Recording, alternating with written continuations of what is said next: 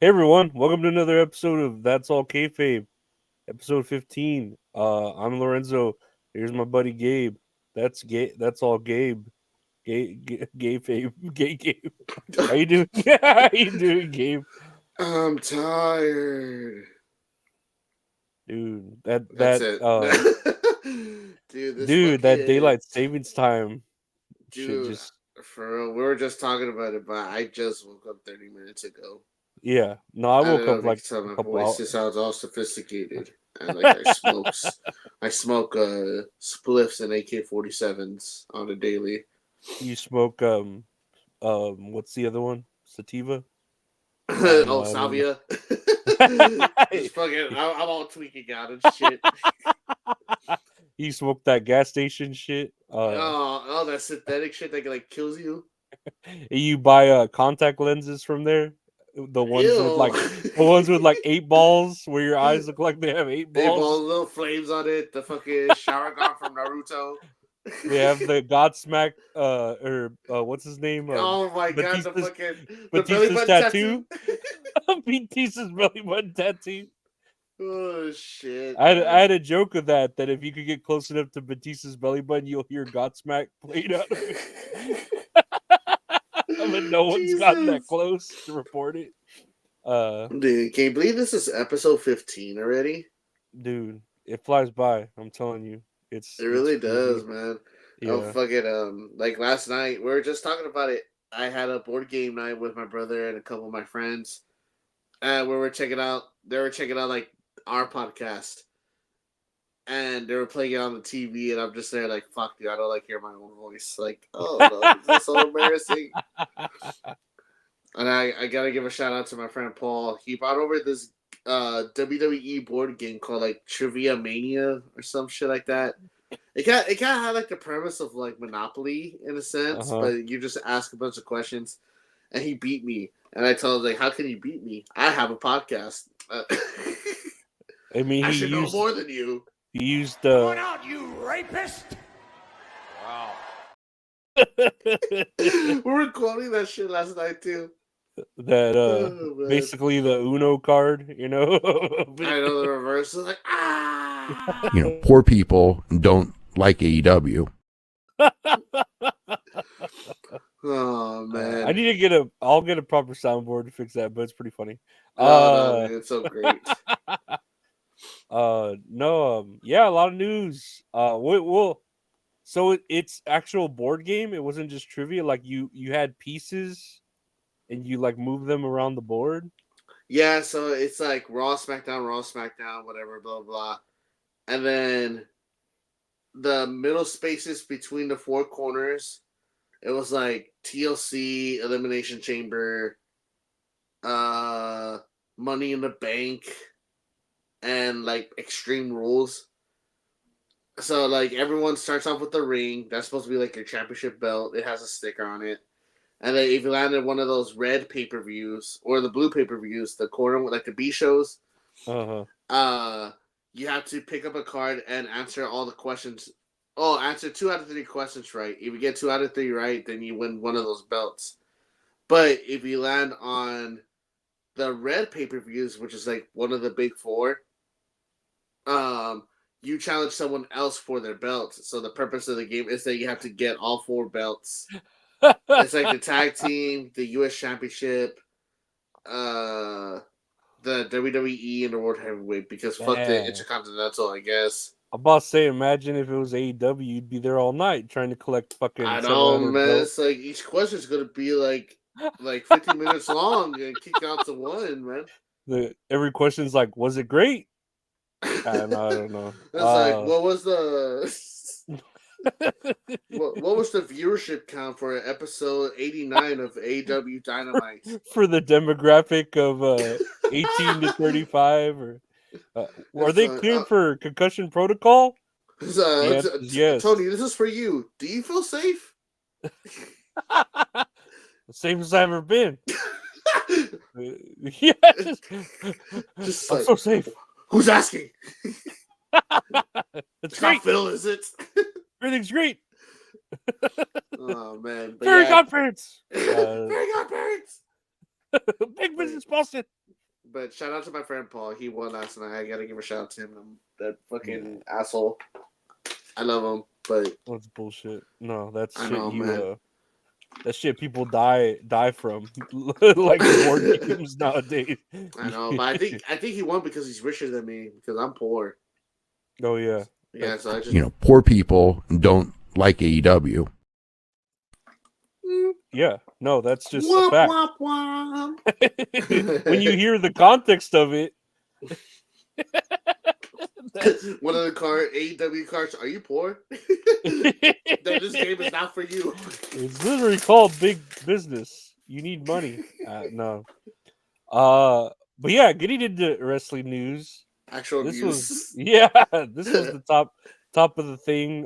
From what I remember, the WWE Hall of Fame. No, Ah! the Hall of Fame class of 2024 so far. So you have Bull Nakano, which I guess is a girl. When I looked her up, like recently, she's real pretty. But I mean, I'm into like Asians, so Bull Nakano. I haven't seen pictures of her lately. right there, see. Oh, look at Yeah, that. yeah. I know You she's could never aged tell. gracefully. Oh, No, she's she's aged beautiful. gracefully. Dude, they age backwards. The Asians. Oh, it's Benjamin Button, man. It's crazy. Fucking Benjamin Franklin with Dude, his when they bullshit. announce Bull Nakano for the Hall of Fame, I remember there was you know how like people on Twitter they're like, oh, like this is so well deserved. Here's some highlights like with X, like my favorite moments, whatever. They're like, oh, Bull Nakano deserves it so much. Here's a video of her with Alundra Blaze in one of my favorite matches. And it's just like a 2-minute highlight of Bull Nakano just grabbing her by the hair and fucking swinging her around all across the ring. I don't know if I liked it, but it got lost in the mix. I should have sent it to you because I could have stopped fucking laughing. Like That's she was a just shoot beating fight. that. I You know wanna she was shoot? just beating the shit out of her, man. Shout out to Alundra Blaze as well, but man, Nakano was just showing no mercy at all. Here's one clip I found, and this was pretty cool. I just had the one clip actually for Bull Nakano.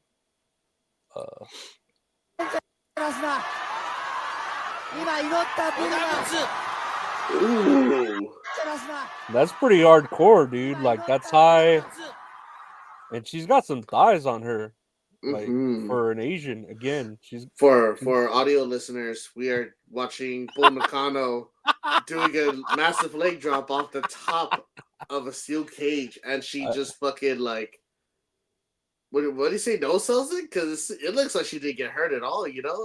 She does a leg drop and then she just immediately gets up and starts celebrating.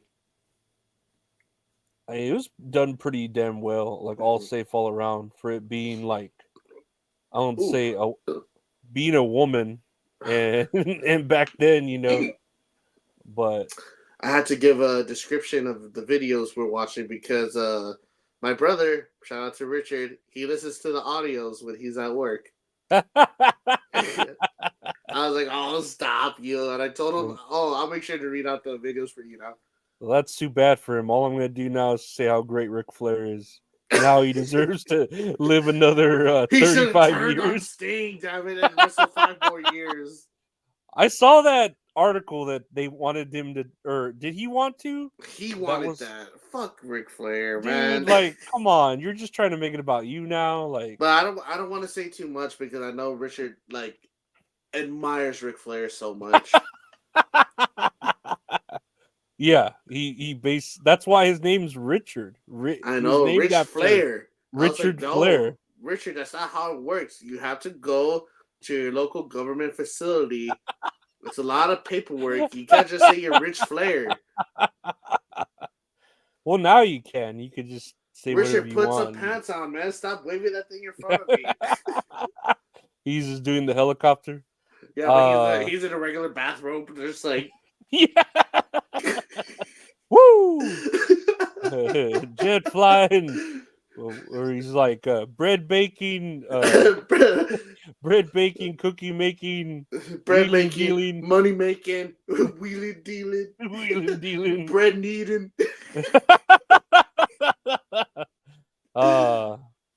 Man, rest in peace, Richard. No, he's Oh Paul shit, Heyman is part of this, and that's pretty cool. that's pretty badass. Yeah, And then the last one is what, U.S. Express? yeah. I guess the credit card company. No, apparently this is Mike Rotunda and what's his name? The Wyatt, the other Oh, Wyatt. Wyndham, Barry Wyndham. Um, yeah. There you go. And I thought this was cool. I mean, this is all No, Barry Rotunda, right? something like that. Because Wyndham was Bray Wyatt's name. I had here's a video I have of Barry Windham. So here's Triple Barry H Wyndham. telling Mike Rotunda and Barry Windham about the Hall of Fame. Let's take a look because I haven't looked at this. This is like a I minute. wanted to talk to both of you guys. I wanted to talk to you together. I want to talk to you about Hall of Fame. This year is a big year. It's the 40th anniversary of WrestleMania in Philly. You two were there to start it all. You two were Golly. at the very first WrestleMania. That's crazy. That means a lot. It means we wouldn't be where we are today without you guys. I don't know about you, but that bulldog looked like it hurt a lot with the guy, Dude. how he landed. Into the WWE Hall of Fame. That's when it was real, damn it. That's awesome. Yeah. That's a great honor, obviously. But yeah, it's a great honor. Thank you. Oh man, my heart. Absolute legends in this business, and we're really excited to have you in there. It's been a great journey, you know. I mean, Yeah. watching WWE grow over the years, so it's pretty damn cool to even be part of it in any aspect. I'm really happy for both of you. You're a big inspiration to me, so thank you very much. Thank you, Hunter. Thank you. It's weird how Yeah, they so- keep calling him Hunter. I know. It's just like, that's not my name. Stop calling me that. That's not my name. Stop calling me that. My name is Lemmy. I know. I'm the embodiment of the Motorhead. Ooh, time to play the game. Oh, yeah. Yes. Man, Man. so Rest in peace, Lemmy. So Barry Windham, that is Bray Wyatt's dad, right? I'm not sure. I thought Mike Rotunda is this his uncle? And Barry Windham's his dad? I Something don't like know. Now Let me see. because Oh, Wyndham Rotunda, right? That was Bray Wyatt's real name. Mike Rotunda. Yeah, IRS. Yes, IRS. that's No, I love IRS. Yeah, that's Mike Rotunda. Wait, hold on. Mike. Yeah, Bray Wyatt's likely gonna be in it if they got all the rotundas there. Wyndham Lawrence Rotunda. Wyndham Rotunda. Okay. So I'm just wondering how announces Bray Wyatt's father and uncle, Mike Rotunda. So Mike Rotunda IRS was the father, and the uncle was Barry Windham. Barry Windham. Okay, Wyndham Rotunda. It's just confusing because it's their names. And then Like Bray Wyatt's real name is his uncle's last name. Yeah. Or I don't know, wrestling name, I would assume, you know? Yeah, and then you have fake names in there too, and you don't know. I thought his name was always Erwin R. Shyster. Wait a minute, the government lied to me? Yeah, it's horseshit. You can't just lie about that. It's when I first saw that video that it looked like they didn't care at first, but then they started crying after a little bit. I was like, oh man, like that I'm a sucker for that shit, honestly. I feel like you could tell that there was more conversation that they didn't put in there about probably putting their son in and or Bray Wyatt or whatever. So I guess that's like where it got super emotional, you know. How could that not get emotional? But I don't know. I mean, man. yeah, I believe they deserve it. Even Bray Wyatt, is whatever opinions people have of him or may have of him, uh, he left his like legacy there. You know what I mean? in such a I little know amount of time. exactly, man. Like I know a lot of people talk mess about it because you're like, oh, like it was like a lot of it was just bad stuff. But I mean, I was a sucker for it. Honestly, it was unique. It was something different, you know. Yeah, In a yeah, time where, like with wrestling, you don't really have a lot of characters anymore. With a bunch of gimmicks, you know, like Undertaker, Kane, um, Men on a Mission. But like you don't really have characters like that anymore, like in wrestling as of today. yeah, And I guess you can say like Orange Cassidy, like to a sense, I mean, to an extent. I feel like I'm stretching it yeah, out a little but bit. I think you're saying like because back then, like with Undertaker, Hulk Hogan, they were almost like superheroes, the Ultimate Warrior. You Mm-hmm. know, like villain heroes and villains, and almost for kids. You know, Uh and he's huh. kind of like in that same aspect of a like a almost a movie character in there, Like a and horror movie, like scary yeah, stories to tell in the yeah, dark. You know, like kind of like what the fuck am yeah. I? And then Um, he just sounded like a good person too. Like I don't think there's any like negativity at all. I mean, look mm-hmm. at like Chris Benoit the day after he passed away, everything came out. Oh, You know, like yikes! I you know, know. uh, typically when people pass away, like if there is any negative stuff, it comes out like right after they pass away. Even rest in peace to the Dragon Ball Z creator. Uh Akira Toriyama, man. yeah, he passed away and then stuff started coming out about, oh, this is the way he would draw black people, and they showed like Mr. Popo, and it's like, no, that's just how that was based off of like a certain deity that happened to look like that with that same Hmm. color face and all that I stuff. never knew about that. They were trying to with his drawings and stuff. I never knew about that. That came out. Yeah, but it's like, why is that? Like he's been alive for years. Why does that come out the day or two after he passed? You know? I I don't know, man. It's a running that I feel like that's a running thing where it's like No, you exactly. know you like let people just mourn. It doesn't matter, dude. It's like I understand it was part of a deity too. I was like, I don't think he specifically drew him that way because oh No, he's racist. You know what I yeah, mean? yeah. Like But that just goes to speak to like Bray Wyatt's character or his like his the real person, because mhm. I haven't heard anything negative, and he's been passed away for a while. You know what I mean? Everything was just I'm not yeah. gonna wood. I hope nothing negative comes out about Well, him. hey, but now like with Vince, he set the bar for like how negative shit I can know go. it's like did you hear? Did you just joking, right? Did you hear about Bray Wyatt? What he did? Okay, but bear with me. Was it Vince bad? Oh, Yeah, that's not bad at all. It's like it's dude. okay compared to what Vince McMahon did. Well, I asked you the last episode, like, who do you think's worse, Chris Benoit or Vince McMahon? And it's like you have to think about it for a little bit. You can't like before you could say just Chris Benoit immediately, right? But now Oh it's like, but now shit. you're like, but now people are like thinking about it. Like you take a second, Hmm. and it's like, I know. It's like, oh, how do you want to die? Do you want to drown or do you want to drive off an overpass? Like, well, and then the fact too about Brock Lesnar, and yeah, that's not good what he did or what he supposedly did, right? uh, Allegedly, even though we know, but we don't know.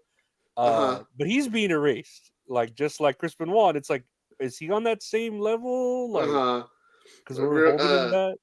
real quick. We were playing that fucking board game last night, right? And one of the questions I was reading to my friend Paul, it was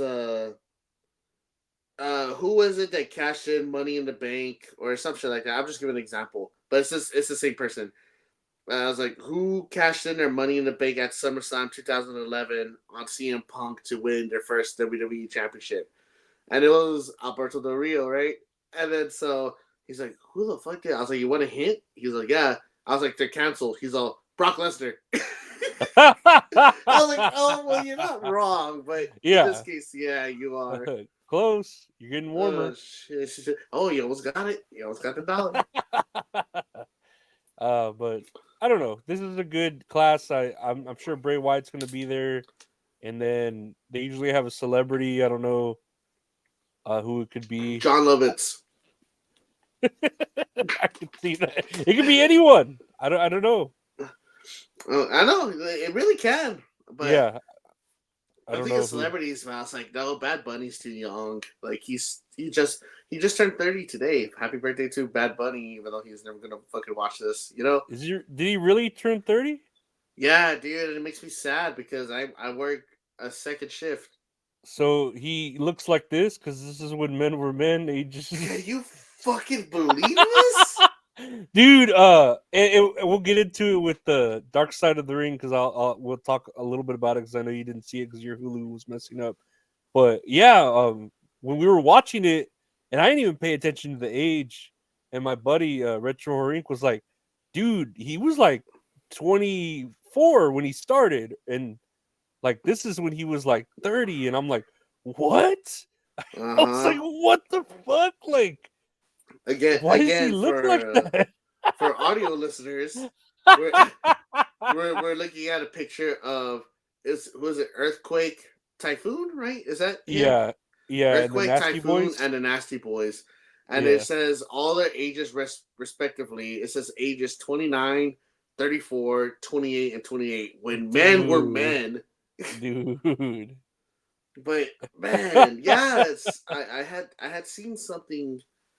I forgot what it was. It was probably a wrestling regret video, and they were talking about. Can you believe like King Kong Bundy at this time when he fought Hulk Hogan at WrestleMania like 2? Like he was 27 or like 20 something. I think Dude. it was like 25. I always think the opposite, like with Ric Flair and DD, I'm always mentioning like, man, Ric Flair, when we got to know him in WCW, he was already like, in his probably late 40s or early 40s, and DDP was like in his late 30s or early 40s. Mm-hmm. So I always think of it in the opposite way. I don't think of like, God damn, these like men were different back then, Man, I was in the locker room times when men were men. You know, it's like what, like pre-balding from how much stress and steroids they were taking. I don't know, man. And then all the unfiltered cigarettes they smoked, and Oh man, uh all the fucking cocaine bumps they did. that was real cocaine though. And then all Yeah, the that was. non-smoking, every section was a smoking section back then. Oh man, that's nasty. All the fucking walls are covered in like yellow smut. Dude, I remember my dad, like, clearly we would all ride in the back of the truck when that was legal, like to the river, Mm-hmm. and my dad would have a open can of beer, just drinking it while driving. Like Oh my that was god, fine. Like that shit was just fine back then. man! When men were men, Oh my god, I let's can't. go I can't down stop to looking at his missing business. teeth. That's his character. And That's his character. It's just a little black covering. Somebody leaves in the back. He just peels yeah, it off. nasty. Uh, um, that's oh well. Speaking of news here, still, or we're going to the still news. Per Fightful Select, so I don't know if it's anything. AEW star Sammy Guevara has been suspended in connection to the February 14th match he had against Jeff Hardy. Of course, during the match, Jeff Hardy sustained an injury and concussion. Protocol was not followed, which resulted in Sammy Guevara hitting his finisher on Hardy, which we're told shouldn't have happened. And what do you think about this? So it says where Jeff Hardy sustained an injury and concussion protocol was not followed. Whose responsibility is that? Is it really Sammy Guevara's or isn't that the refs? Yeah, that's one of the arguments I saw. It was like, well, why didn't the ref do anything? And I don't know if it was Sammy just saying, "Oh, let's just go home or try to finish," or if it was Jeff saying, "Oh, well, we can." You know what I mean? Like, Mm-hmm. why is he taking all the? I could, what's the word? Conspiracize, and I could like guess That why sounds right. he's taking the blame.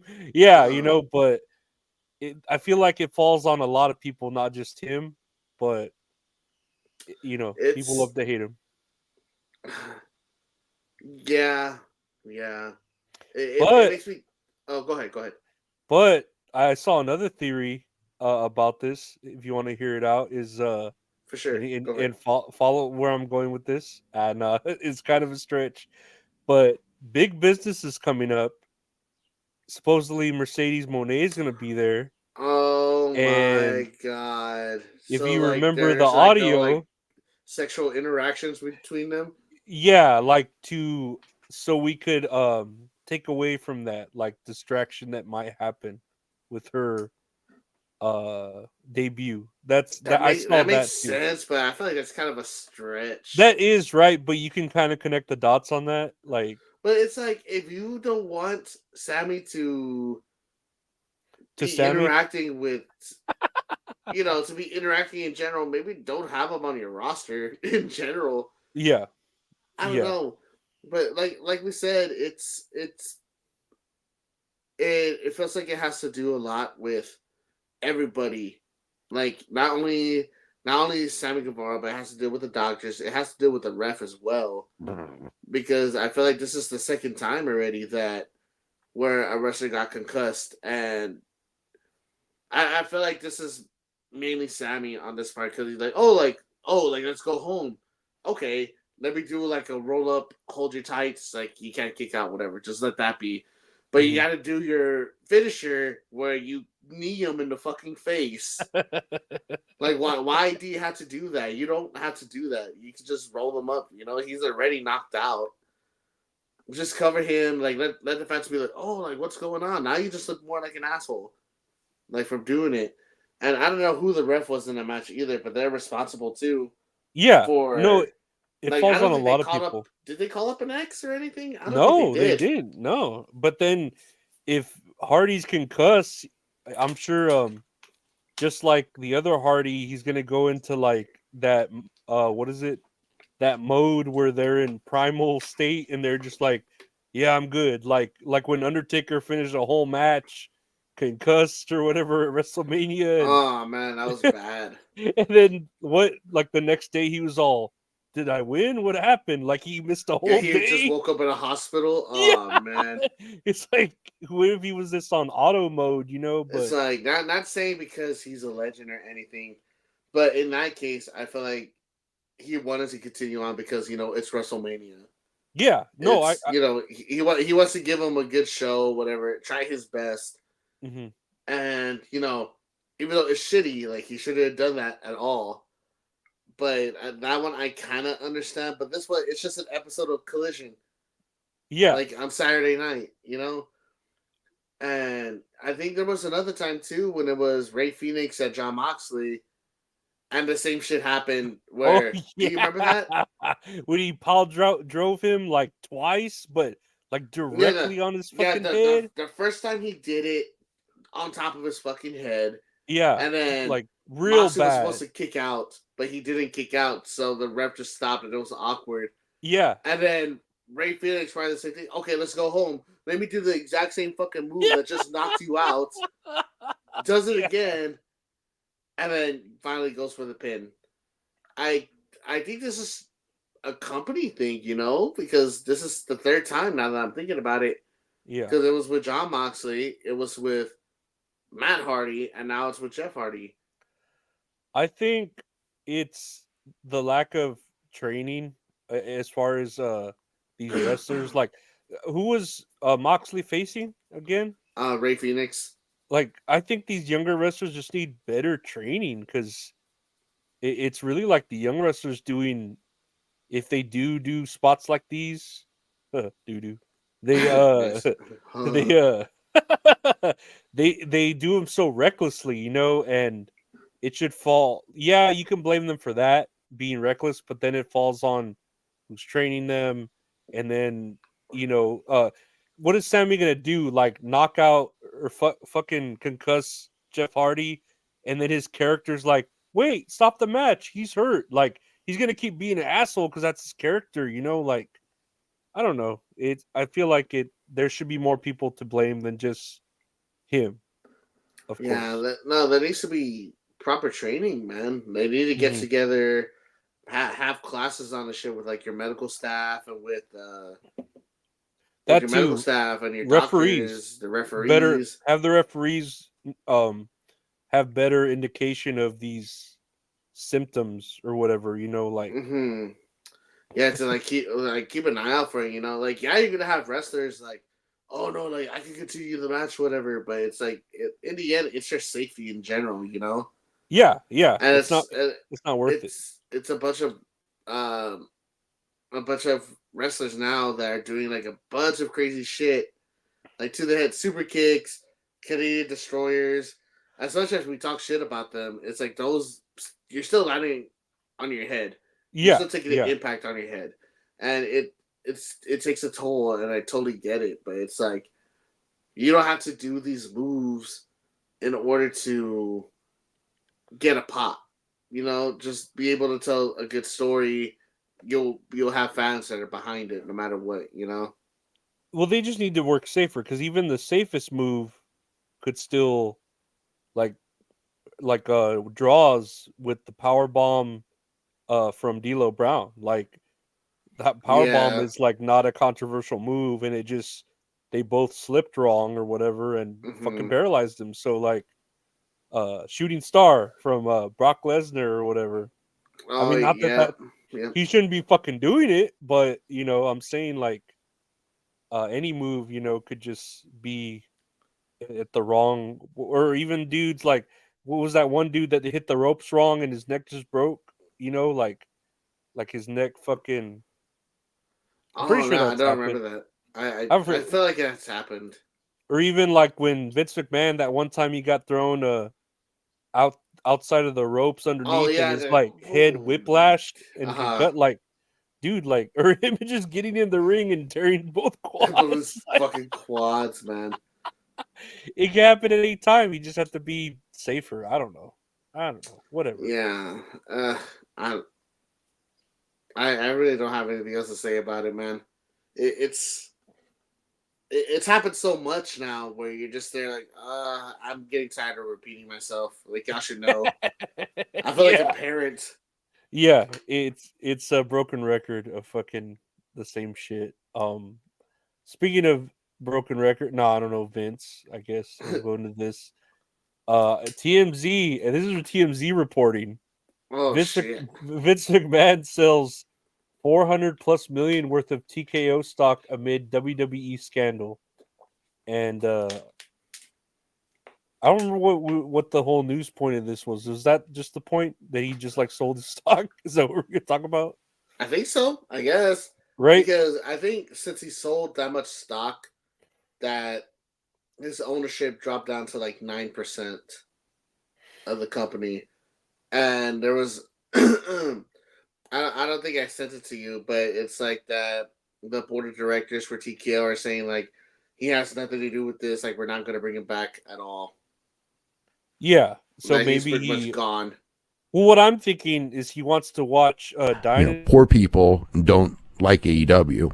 so he needs a lot of money to watch Yeah, AEW. that does make sense.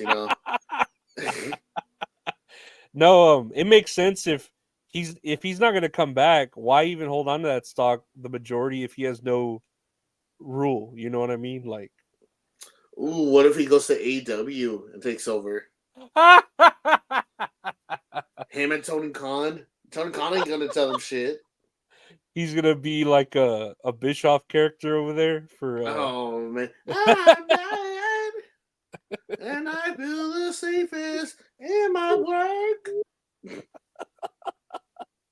No, I don't know. I mean, yeah, all the shit Vince did, but it's like, dude, just like leave, like Hmm. you're kind of done with your reputation. Like, go like Thanos and just go on your own little planet and Go just on a farm, just yeah, buy like yeah, 15 acres and just chill on it. or learn to fucking wield or like what is it bend metal for the katana Oh, be a sword. blacksmith, Yeah, or a sword maker. Like, get a hobby. I don't collect know. stamps, collect quarters.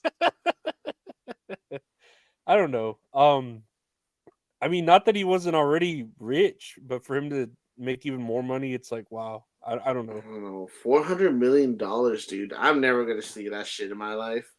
No, dude, that's generational wealth that we'll never see. Like our Hmm. children's children won't see that much money, even if you add it all up, you know. Yeah, But white people, right, or white whatever people. he Yeah, is. What? broke. He's broke. I guess that's why he only watches WWE. Yeah. I mean, he'll Come on out, you rapist! Wow. Wow, wow, Wow. wow. Speaking of money, here comes the money. No, Here we go. uh, this brand new deal between Prime and WWE is the largest sponsorship deal in WWE history. I think the financial terms of the deal were not disclosed. Like, okay, I don't know if it's the largest one if nothing's disclosed, but all right. I was thinking, I was like, bigger than fucking Slim Jim. Dude, that's what I thought too. I was like, wait, Slim Jim's been around forever and pretty damn big, and it's been in the ring.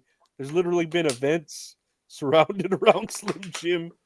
And it's bigger than Slim Jim. Come on, like I don't think that's true. I think you're just trying to get headlines.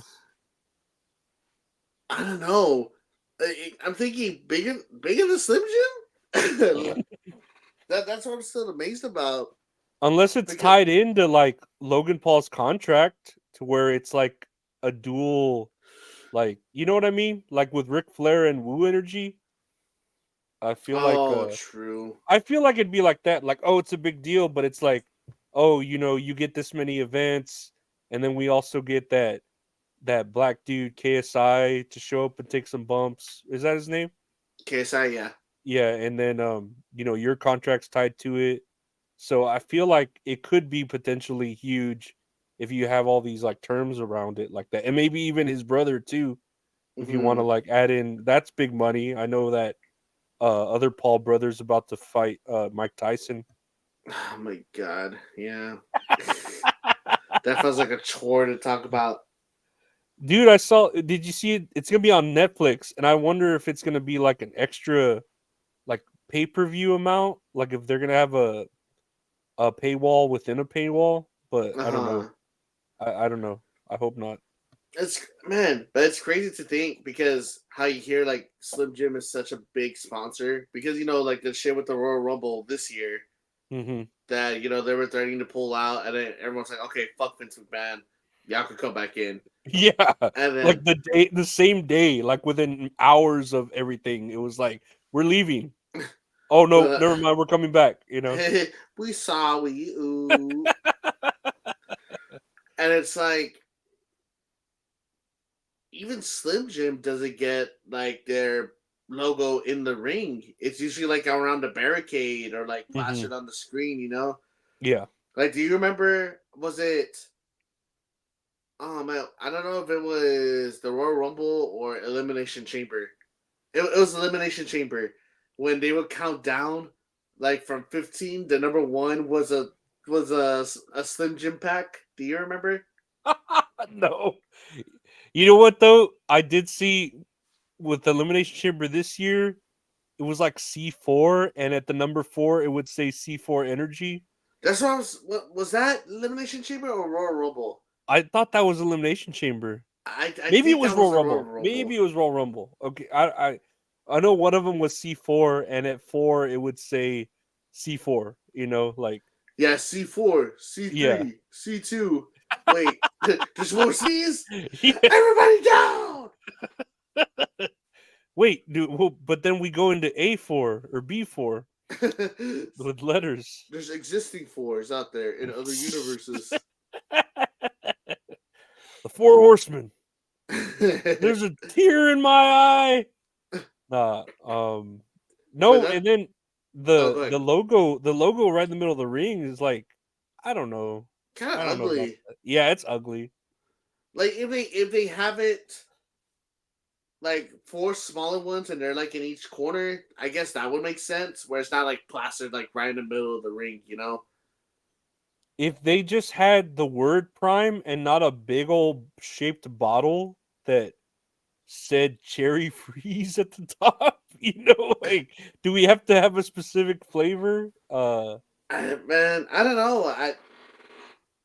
because maybe I feel like that's the one thing Vince McMahon is right about, to just have like a plain mat. You know, Yeah. because I think people told him like, oh, since I got big sponsorships, maybe I should put them on the mat, and he was like, no, like we don't need that. That I No. agree on, because it just looks clean. You know what I Yeah. mean? Whereas like I know UFC, like they're their own style, you know, like with the sponsorships everywhere because everyone's all behind them and shit. Like, you know, that's good for them, but WWE doesn't need to go that way.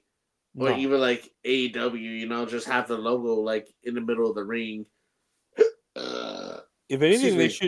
they should do like they do with the where is it? Is it like the NFL or the NBA? I don't know, or maybe I'm just making it up. Where on the graphics, it looks like it's on the ring. You know, on football, like the yardage looks like it's on the football field, but it's Oh, really like the yellow lines and the stuff. computer graphics. Like, why can't they Uh, just do a logo like that where it and then shows up like in the every? end zone in like very tiny lettering, it says "End Racism." Oh, does it say that? Yeah, "End Racism," and then it says "It takes all of us." That's how we do it. I Put know, it right man. there at the very corner at the end zone. That'll help. Someone will I see that know, and be man. like, They "Hmm, make a big deal about it when it's hot, but then like months later, the next season, just having very small lettering, like, "Hey, we're just supporting like to like stop racism." Oh yeah, we are. We have it right here. You see it on TV all the time. if you squint really hard, you It's can going see it." really hard. So they just need that like the end of the canvas where it says "End Racism." I don't know. I have you ever tried Prime, the drink? Yes, Is it any good? it says zero sugar in there. And I think that is bullshit. Because that is one of the sweetest fucking drinks I've ever had in my life. I feel like I'm gonna go into diabetic shock like when I drink it. Yeah, that's always nice. Because what is this one? Cherry free. I'm a Yeah, right at the corner there. right. This is what flavor is that? End racism. Uh, they have like a bomb pop flavor, hmm and it tastes just like the ice cream, like a bomb pop ice cream, but it says zero sugar, but it's filled with so much like artificial sweetener inside of it. So that's why it's like, oh well, that's real sugar, so that's why it's like 0 gram sugar, some shit like that. Yeah, you could That's also put on the bottle "No rat poison." That doesn't yeah, mean no rat poison, but there's cockroach poison in there. a certain minimum percentage by Oh man, deemed by but the FDA. Richard likes those drinks. I Yeah, won't go. I won't go out of my way to buy them, but he'll be like, "Yeah, I got some drinks. I got some Prime. You want one?" I'll be like, "Oh yeah, sure," and I'll drink it. he would with his gallbladder. That piece of Yeah. shit. Oh man, so jealous. He'll never understand me. I You just were want always the outsider. I want Gunther to go to the ring and just rip apart the Prime logo because how he That'd be talks about cool, the mat being sacred, and it just gives him like an aneurysm. dude. It doesn't look clean. You're right. It's ugly. Yeah, just move it to the corner. Just have like the outline of it. You don't need to add the color to it. It I just don't know. it just doesn't look right. It's just weird. Yeah, Just just I'll leave it say on the that. barricade that surrounds the ring. Yeah. Like just promote it like that. Yeah. You have enough digital like areas to promote shit. Just like every match, just have KSI out there when in the bottle. You remember when he was dressed up in the Yeah, bottle? yeah, yeah, You yeah. just have him dance around during every Have match. have him drinking a or eating a Slim Jim and a slice of Pizza Hut pizza. Yeah, he opens up a prime and puts the whole thing of C4 in there. Just snorts it up. Yeah, KSI's a trooper. He took an RKO. He can do anything. dude. Those come out of nowhere. Uh, Speaking of, well, no, now we'll get to the dark side of the ring. That's what to talk about. Which the season 5 premiere happened. The episode titled "The Ballad of Earthquake John Tenta." I don't know what this audio is here. What is it? Hold on. I Oh, think it's anything. there's no audio. It's just a video of him earthquaking. It's just a long gif. So yeah, I know you didn't watch it. I watched it, and How like was it? I was saying earlier, it was like compared to all the other Dark Side of the Ring, since it's already been 5 seasons. You've had controversial episodes like the plane ride from hell, the shit with Sunny and her dude, was it Chris Canyon or whatever? Hmm. You have an episode like this. It's very tame, very sweet because it's just about that guy John Tenta, Earthquake, just starting a wrestling career real young, meeting his wife in, I don't know where she's from, like the Philippines or some Asian territory, and she was really into karaoke, and I think he met her while he was out wrestling in another country, in Japan, and they met, they fell in love, they're together. He wrestles because he's making all this money, and then he goes to WCW where he has that shitty gimmick, but it's still paying checks. And then he ends up kind of flopping there with the shark gimmick. So he becomes a truck driver just to take care of his family. He's just a family man, and then puts his health behind to just drive trucks and make money. And he ends up getting like a cancer that's easily curable, like a bladder cancer or something, one of the Hmm. easier cancers. But he just put it off so long that it became inoperable, and he passed away from it. And Oh man, that sucks. yeah, it again, it was like a good story, and there was nothing controversial. He was just a great family dude. He loved the business. Um, but yeah, like it was very tame, I'll say, compared to the other episodes, of pill Uh popping huh. and steroids and stuff. Like this was just a nice story of a man who just, rose to fame, loved his family, and just wanted to take care of him, and just ended up putting them before himself. Man, my heart. That one's my Yeah, heart. yeah. It's always good So, to hear episodes like that. I know, man. After you hear so much like negative shit, it's just like, man, just a man taking care of his family. Like, Yeah, big and respect on that. and then to think like they're wrestlers. We think of them as like superhuman or whatever, and he was real over when he was like Earthquake or whatever. But Hmm. he's just a regular dude, like with a family. Like he's To be what did you say he did? A truck driving, right? yeah, Man, what a jump, man. To be honest. yeah. I, You would think like, and then it didn't sound like, from what they were saying, he never sounded like, oh man, I hate that I'm going down to the, because you hear of wrestlers who go down and then they want to like stay in the business or do the indies, or like he just did what was best for his family, like, oh, uh-huh. I could get a truck driving job, I'll do it. Yeah, he did do the Ric Flair route. I respect him. Or Doink the Clown or something. Oh my uh god. oh man, I don't know. We can't But mention that name in this podcast ever again. The well, for you viewers, for the people who are listening, I mentioned Doink the Clown and Gabe. Gabe said not to mention him. I just say it over again. He's on Uh, his hands and knees as we speak. Moving on from Dark Side of the Ring, because again, it was a. I mean, there's another episode next week, and that's on Buff Bagwell. That sounds a little bit more controversial. I'm not sure what it's going to be about, but I like his top hat and I'm not that buff the stuff. Didn't he like Buff this stuff. break his neck in the ring, or he fell on his back like the wrong way, like in WCW?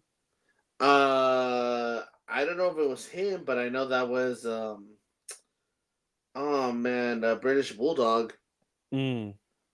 Yeah, because they did the body drop where they throw him over their body. I mean, well, obviously, right? Yeah, yeah. Compound words. And there's like a trap door that they had under the canvas Oh yeah, because someone was supposed to come out from under the ring that night, and they hit the trap door, and they felt it really wrong. the hardest part, right? It was like solid, Yeah, whatever. yeah, it was just like solid wood with like no protection on it, and then that like fucked up their career They afterwards.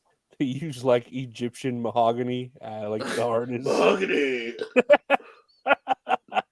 Ugh. Is that a Pokemon? What is that? Mahogany is the type of Mahogany. mahogany. Where did I hear that from? I don't know, man. I'm having strokes. You just making shit up. I know. I At used this to point. do that at work. I'd be like, you remember where that's from? Scuddamascoo or something, and they'd be like, "Where's that from?" Nah, I made it up. It's not from a movie. You just make it up random. Like, where's that from? But it Oh, sounds it's like from it though. me. It's from me. I just made it up. Oh yeah, I've Yeah. heard that before. From where? I just made it up. I just made it up. You heard it right now. Her trademark. Speaking of trademarks, no, I don't know. Just going to this. I have here notes from the AEW Revolution Media Scrum. Did you watch the Scrum? I tried watching parts of it. I think because after I watched the pay-per-view, I was drained. Did you actually 'Cause- watch it? Like, did you find a stream and all that? Yes, I did. The only match I missed was the Christian Cage and Daniel Garcia match because that was the one that opened up the pay-per-view. That was probably one of the better matches too of all of them. Yeah, I'm trying to remember what. Well, we'll go through it to see what matches there were. I remember most of the matches. Well, I don't obviously even. I don't. I don't even remember them. I just like. I watched the Scrum because it was on YouTube or whatever, and I'm trying to remember who came out first. I think it was Will Ospreay. Mm-hmm. And yeah, I saw like that. I don't know if I have the clip of him where he gets that. Ooh, I think I sent it to you. Man, let me see if I. Dude, that shit looks so ugly. It looks nasty. Let me see how to code according to. Oh my god. Let me look at the messages then. Hold on. Yeah, you're good. You're good. Twitter. It's what's happening. X. If you're just listening, it's just me being terribly unprepared. No, we sent each other a bunch of fucking shit. Let's see. I know I sent it to you. No, it's not that. No. Oh, come on. No. What was there? Is it this one? Oh, yes. What the fuck? Oh, no, you lost it. Oh. Hang in there, kitty. Dude, that's horseshit. Okay, here. Unless I think it probably got deleted or something. Probably. That shit like gnarly as fuck. Yeah, and then okay, well, we saw a really little clip of it real quick as far as it's loading. But I thought he actually got hurt the way he was selling it, and maybe he did. But when I don't know how the fuck you're supposed to take that shit safe. how? There's no way. Like it just looks so fucking gross, man. What is this? Oh. Yeah. Oh. Nah, dude, this match was fucking awesome. And he kicks out at one. No, it was a good match. From what I saw, and I don't know why it's probably got deleted, if I had to guess. That's what I'm guessing too. Yeah, piece of shit. Tony Khan. Tony Khan, because we're poor. Going around striking small channels. No. Fucking yeah, but with the media scrum, like I said, I didn't even get to watch it because after the pay-per-view, it's like my iPad was about to die, and I was like, I don't feel like I'm gonna go out of my way to watch it. So like what I got from it, Will Ospreay came out and just talked about, he was just putting over the company, putting over Tony Khan, and he was sounding very like babyface. And I always thought he came off as a heel, like the way his matches are, the way he handles. But I think they're making him a babyface now. especially I don't know if you watched AEW last night as we're recording this Sunday, but Will Ospreay came out and challenged Daniel Bryan to a match, and it was like a match out of respect at AEW Dynasty or whatever. And it just seemed like they're trying to make him a babyface, and I always thought he was more heel, just the way he like fights, you know. Uh-huh. Yeah, where he like no sells and super kicks and 630 splashes, man. Pretty Well, evil shit. wasn't that one video where he like elbowed the shit out of someone, the back of someone's head, like to where it looked Yeah, it's like right? I felt like Where it he's looked, done a lot of heel shit. yeah, that's why I was And like, okay, so why is he not a heel in the, you know? maybe I don't know, maybe it's a stretch, but do you think he's like an in-betweener? Where he's just like, oh, like I just like wrestling. Like I just like wrestling, you know, or I don't give a fuck what people really think about me. Like I'm gonna go out there and win. And you know, he's doing everything in his arsenal to win the match. I think Because so, but it's just such everyone's so like flippy floppy in AEW where it's like they're a heel one day and then they're a babyface the next day, and yeah, because I was watching the promo package for this match, and they were like, "Oh, it's the Don Callis family, um, butting heads right now," and I was thinking, was Osprey part of the Don Callis family? Did he join automatically? That sucks. I don't know. There doesn't anything doesn't make sense. It's not like that. You know, I hate to compare WWE to AEW. I don't hate to actually. I don't, but like Mhm. they're doing stories week to week to week, whereas you know WWE's making these like 2 year long programs. You know, Mhm. like we We talked just about. talked. Yes, I remember us talking about this too. Mhm. That they've been doing it like week to week, and it's like it kind of shows, man. It really is, especially like watching it. And so he had Will Osprey. He came out and he just like said some stuff like that and walked out. And then I think Tony Storm came out and she just was, she was good. She's fucking hot, whatever. Still champion. I think she's champion. Yeah, she's Yeah, champion. she won. Yeah. And then you had Sting and Darby Allin come out, and Sting was saying about his retirement. Everyone was asking questions about him. But it was funny because right before Tony Khan mentions that, what's his name? Darby Allin's gonna have his first singles match at Big Business against what's his fucking name? From the Bang Bang Gang? The One of the Gun Brothers. No, not one of the Gun Brothers, the other dude. Jay The White. Jay White. oh He's oh good. okay, He's like, and not that it doesn't sound. It sounds like a badass match, right? yeah, But definitely. he's like, oh, a Big Business in his first singles competition. Darby Allin's facing Jay White at Big Business, right? And Darby Allin comes out, and fucking Tony Khan's like, I was just telling them about your match, and he's like, what match are you talking about? Like he straight Oh up, dude, he no! straight up was like, what is this match you're talking about? Like he didn't know, like if Tony Khan's just What? making this up as he goes, and then fucking Darby Allin says, I guess after that oh yeah, because he just got cut up from that fucking glass spot that we'll look at in a little while, but that the doctors hadn't cleared him until March 27th, and Big Business is like on The March, 13th. and it was just like you could tell Tony Khan was like, ha ha ha, but you ready for that match, right? And Oh my god, Tony!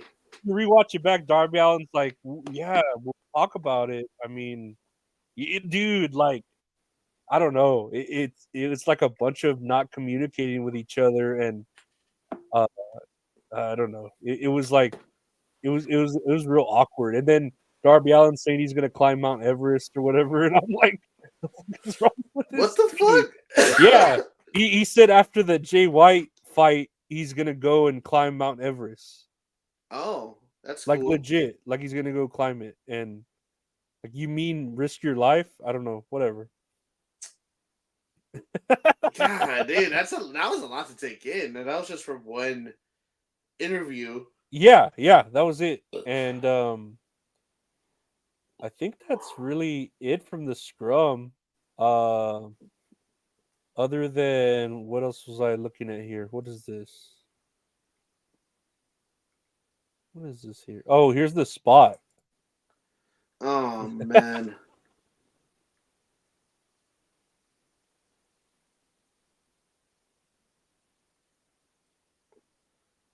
God, dude, real, Golly. And that real fucking glass. glass. Go cry me a river. I think we have But, another angle here. Hold on, let me see. but I saw them bring out the glass, and the first thing I thought was, Sting, my fucking guy, you don't have to go through this. And I'm Well, like, even nobody has to go through this. It's just no, a no DQ match. Like, dude, it was so unnecessary. And then also, even just here, I hate how the refs holding the ladder, like it takes away from it too. I think they do it like that all the time, though, where they hold the Yeah, but I ladders. hate that. It's so annoying. Where's this? Do I have another view of it here? Yes. Oh man, do you have the audio for that, or is it cut off? I guess it's cut off. Oh no, I'm sorry. Hold on. Oh, just see the glass break. Dude, and Oh, then the fans, like right there, the fans are like, "What the fuck?" Like, I want to see like that this, girl react to it. the one in the pink. Yeah, Golly, dude. I And like it's how like, the ref. Are you all right, Darby? what happened?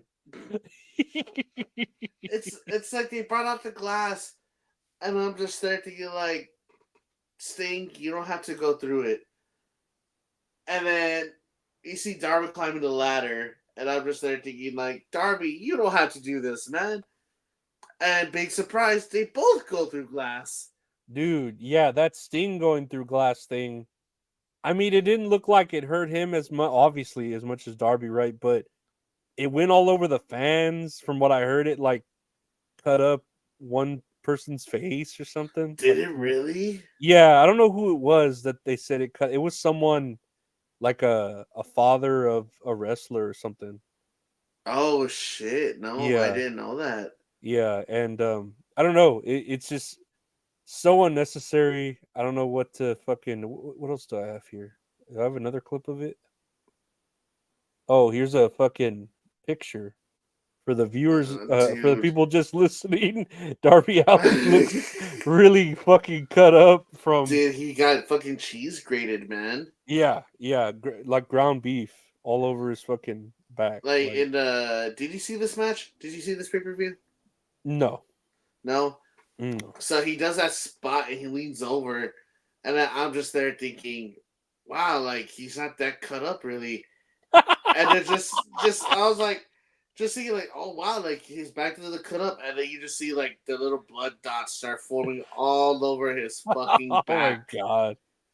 and then just cartoonishly, like it looked a lot worse than this picture here. I don't know. This wasn't worth. I mean, for the fans, I could see it being worth it if you were there and you're like, man, okay, I was there for Sting's last match. Holy shit, Darby did that spot with that, but I don't think it was necessary. I don't know. I don't think so. A lot of stuff in that match wasn't necessary. Do you think? I don't know. I feel like I'm just like really beating a dead horse here. That maybe the Young Bucks were like, oh, like you really want to go out? If you really want to win, you have to go through glass. You have to go through a glass panel, or you Yeah. have to do like crazier shit that you've done before. Well, and it's AEW and their own fault because every week they're doing crazy shit.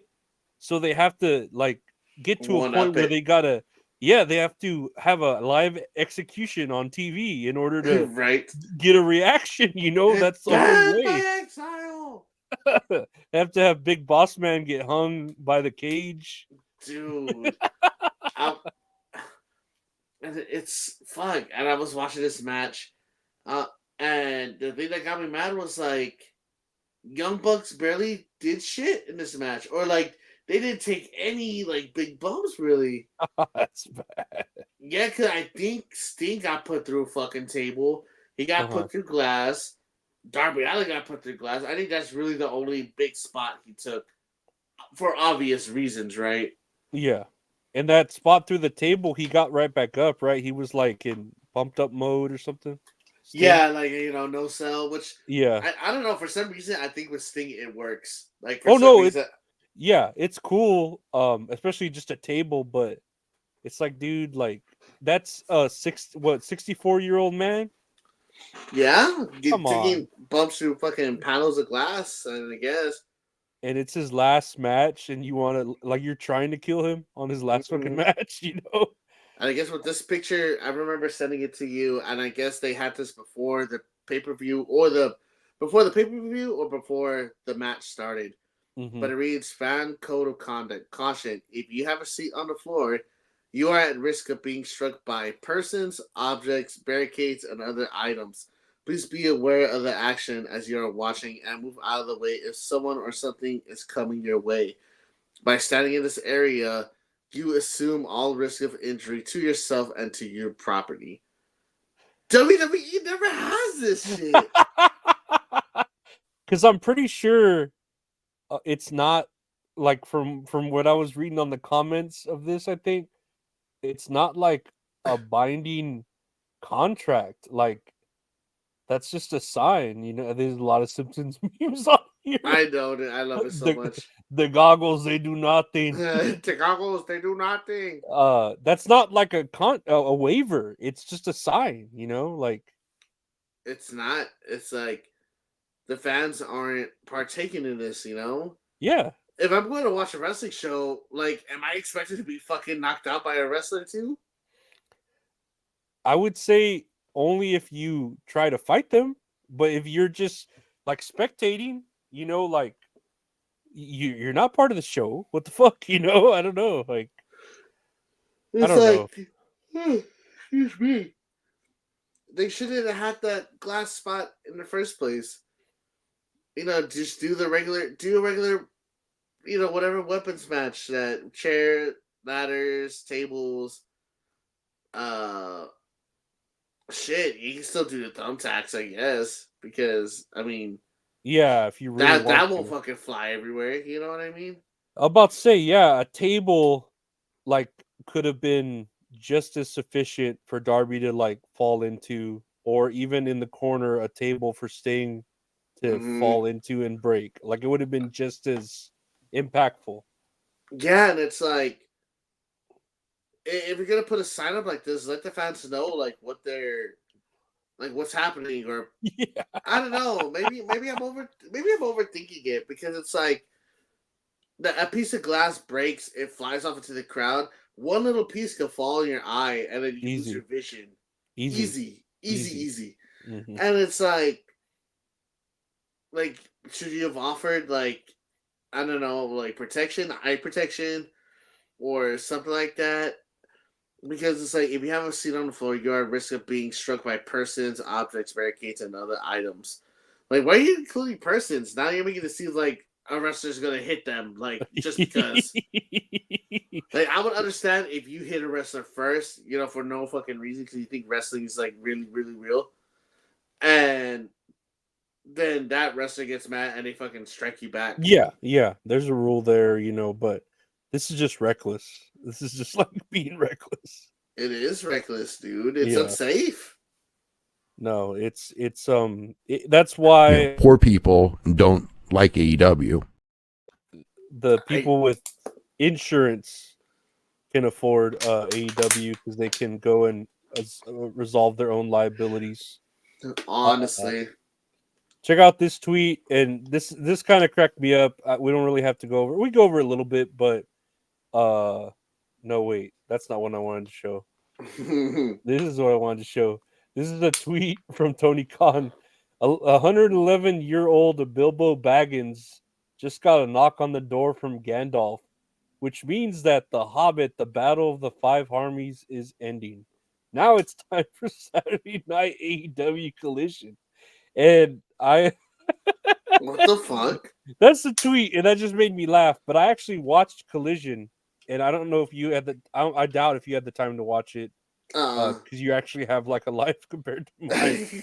But so we had a match from Nick Wayne, whatever. I think he just like beat the dude with the right. What did they do with the help from Christian?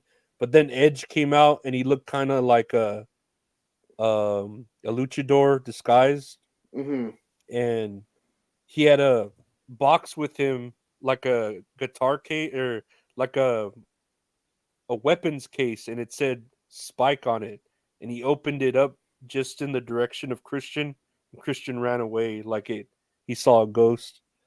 Very weird. FTR, I think they're challenging, I don't remember, some tag team.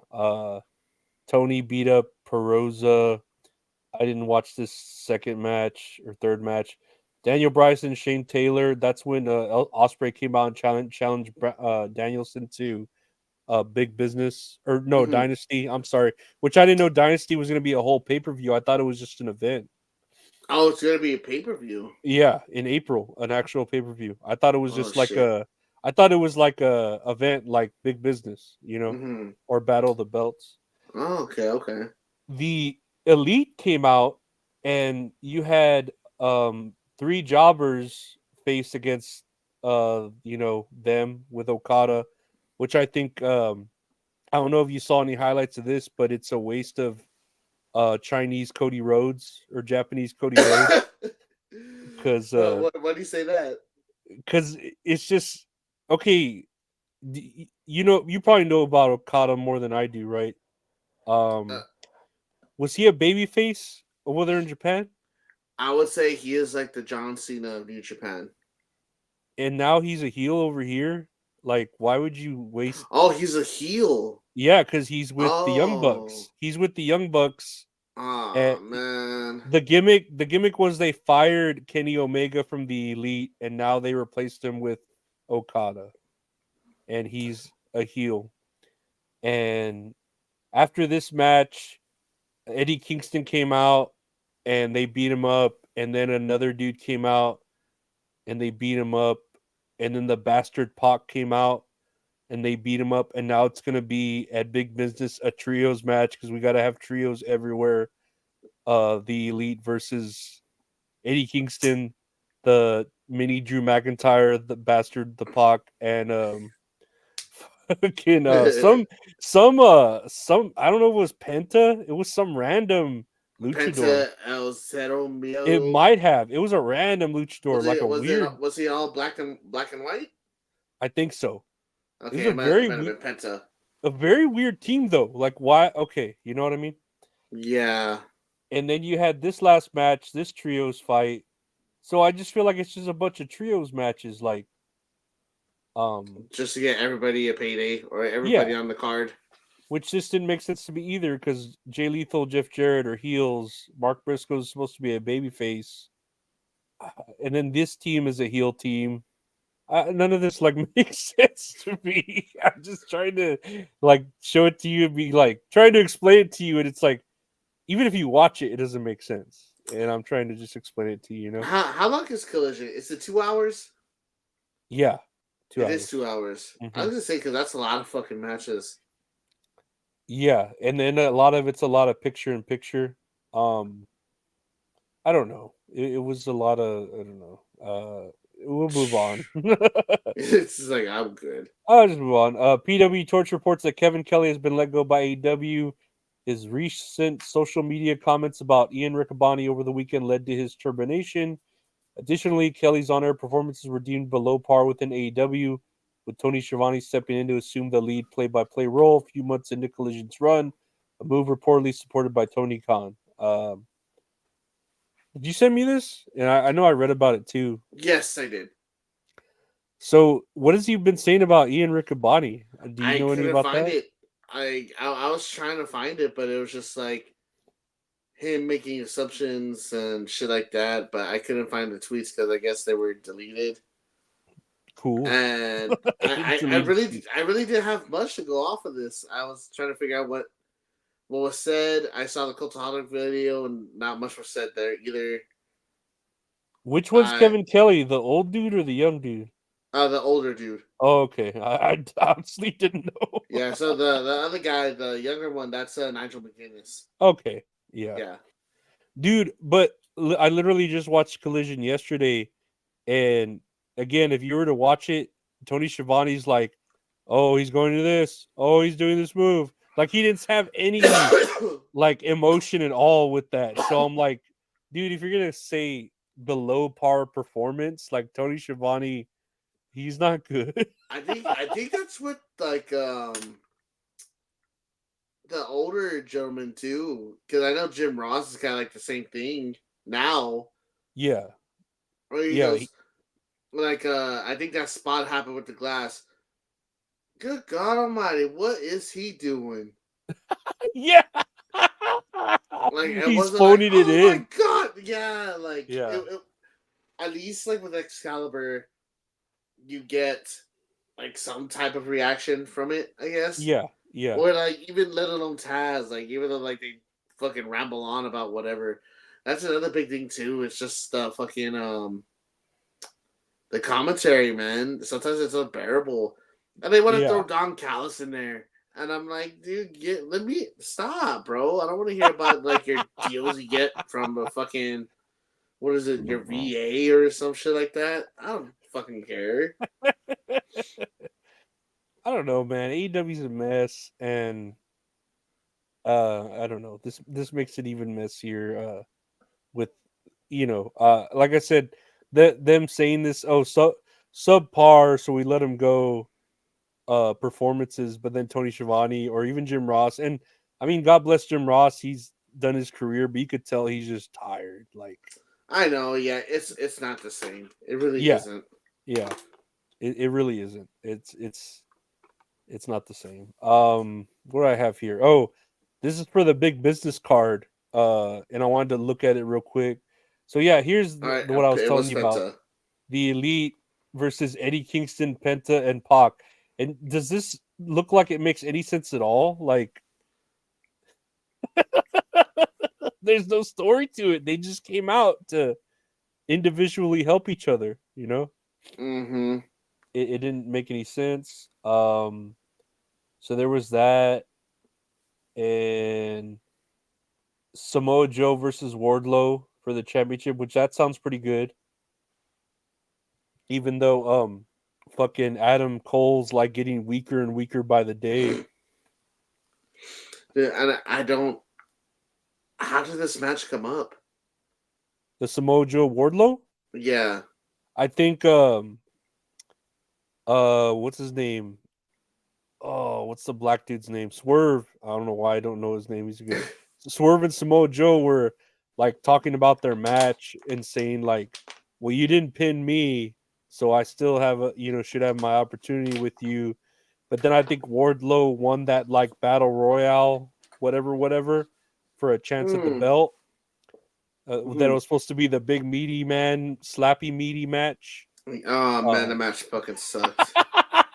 but he won that, so Wardlow has a chance at the belt, and I guess it's at Big Business. And that same night, they had like a tag match, and it was like Samoa Joe and Swerve versus like the Machine Gun Brothers, whatever Mm-hmm. whatever they are. I think they were with fucking Adam Cole, but Oh, the Kingdom. yeah, but dude, Mm-hmm. like Adam Cole, if you see him, it's like he's getting like they brought him out in a wheelchair, and I was like, what is he that weak that he couldn't like from Gorilla or whatever they call it there, walk out, stand right there, and then walk back in? Like he had to Mm-hmm. come out in a wheelchair. Like next he's gonna have a breathing respirator. Right, Be in the like Iron Lung. he's gonna have this he's gonna be like Samoa Joe, You know, like I don't know what's wrong with him. You want to talk about Halo? You're fat, Samoa Joe. Fat. We are art. Never mind. I gotta stop. And then here you have Riho versus Willow Nightingale, which it cracked me up because they I guess Chris Statlander lost to Riho, and then now Willow Nightingale's fighting Riho. And when they did like a little promo for this match, it was like Willow Nightingale's like, I'm going for that TBS belt, and the only thing standing between me is Riho. And I was like, dude, the only thing standing between you is a 50-pound little girl. She does look fragile. Dude, I don't know. Like, look at Willow Nightingale. She's a thick woman. How can she lose to Riho? You know, like in reality. I don't know. I'm picking at nits here, and then of course the Eddie Kingston, Pento, El Zero Mito, and Pac versus the Elite, and then Darby Allin versus Jay White. That one I told you. That sounds good. There's Yeah. It was like, what is this match? I'm not cleared till the 27th. Shut the fuck up. Hook and Chris Jericho versus Gates of Agony, Bishop Khan and Toa Leona. I have no idea how Hook is with Chris Jericho, and then he's a babyface now. Chris Jericho, right? He's like the Lionheart again. Is he? Yeah, I don't know. They keep moving, swapping places on a fly. I don't know, but I don't know. Man. I just want. You can only do so much to promote something. Be like, oh, it's gonna be great wrestling. It is gonna be great wrestling. Don't get me wrong, but man, it's like it's hard for me to get behind it, dude. Well, if you're just tuning in, like I told you, it's like, how did this happen? How did they get there? And like, I can't explain it to you because I literally watched it and it makes no sense. But you know, speaking of big business not making sense, it might make dollars. It probably will make dollars. But you know what else can make you dollars? Sports betting. Yes, sir. That's nice. I like that. Yeah, that works. Sports betting has rapidly risen in popularity, and I want to connect you to all with an opportunity to get started or get ahead. Having multiple sportsbook accounts is the most simple way to maximize your profits. There's never been a better time to sign up. When you visit our page, signupexpert.com/TAK, you'll be connected to all the sportsbooks in your region, along with a review of each platform and its unique benefits. All these sportsbooks have valuable sign-up offers for new users. When you register through our link, you will automatically receive the top offer at each one. When you use multiple sportsbooks, you ensure that you can always access the best available odds, which is key to successful sports betting. If you want to take advantage of these benefits and support our brand, please consider signing up for your next sportsbooks at signupexpert.com/TAK. That's signupexpert.com/TAK. The little code's there if you want to scan it or whatever shit you do. I can move this around. That's kind of cool. Whoa, that's crazy. Whoa, you just yeah. Oh man. Whoa, real glass. But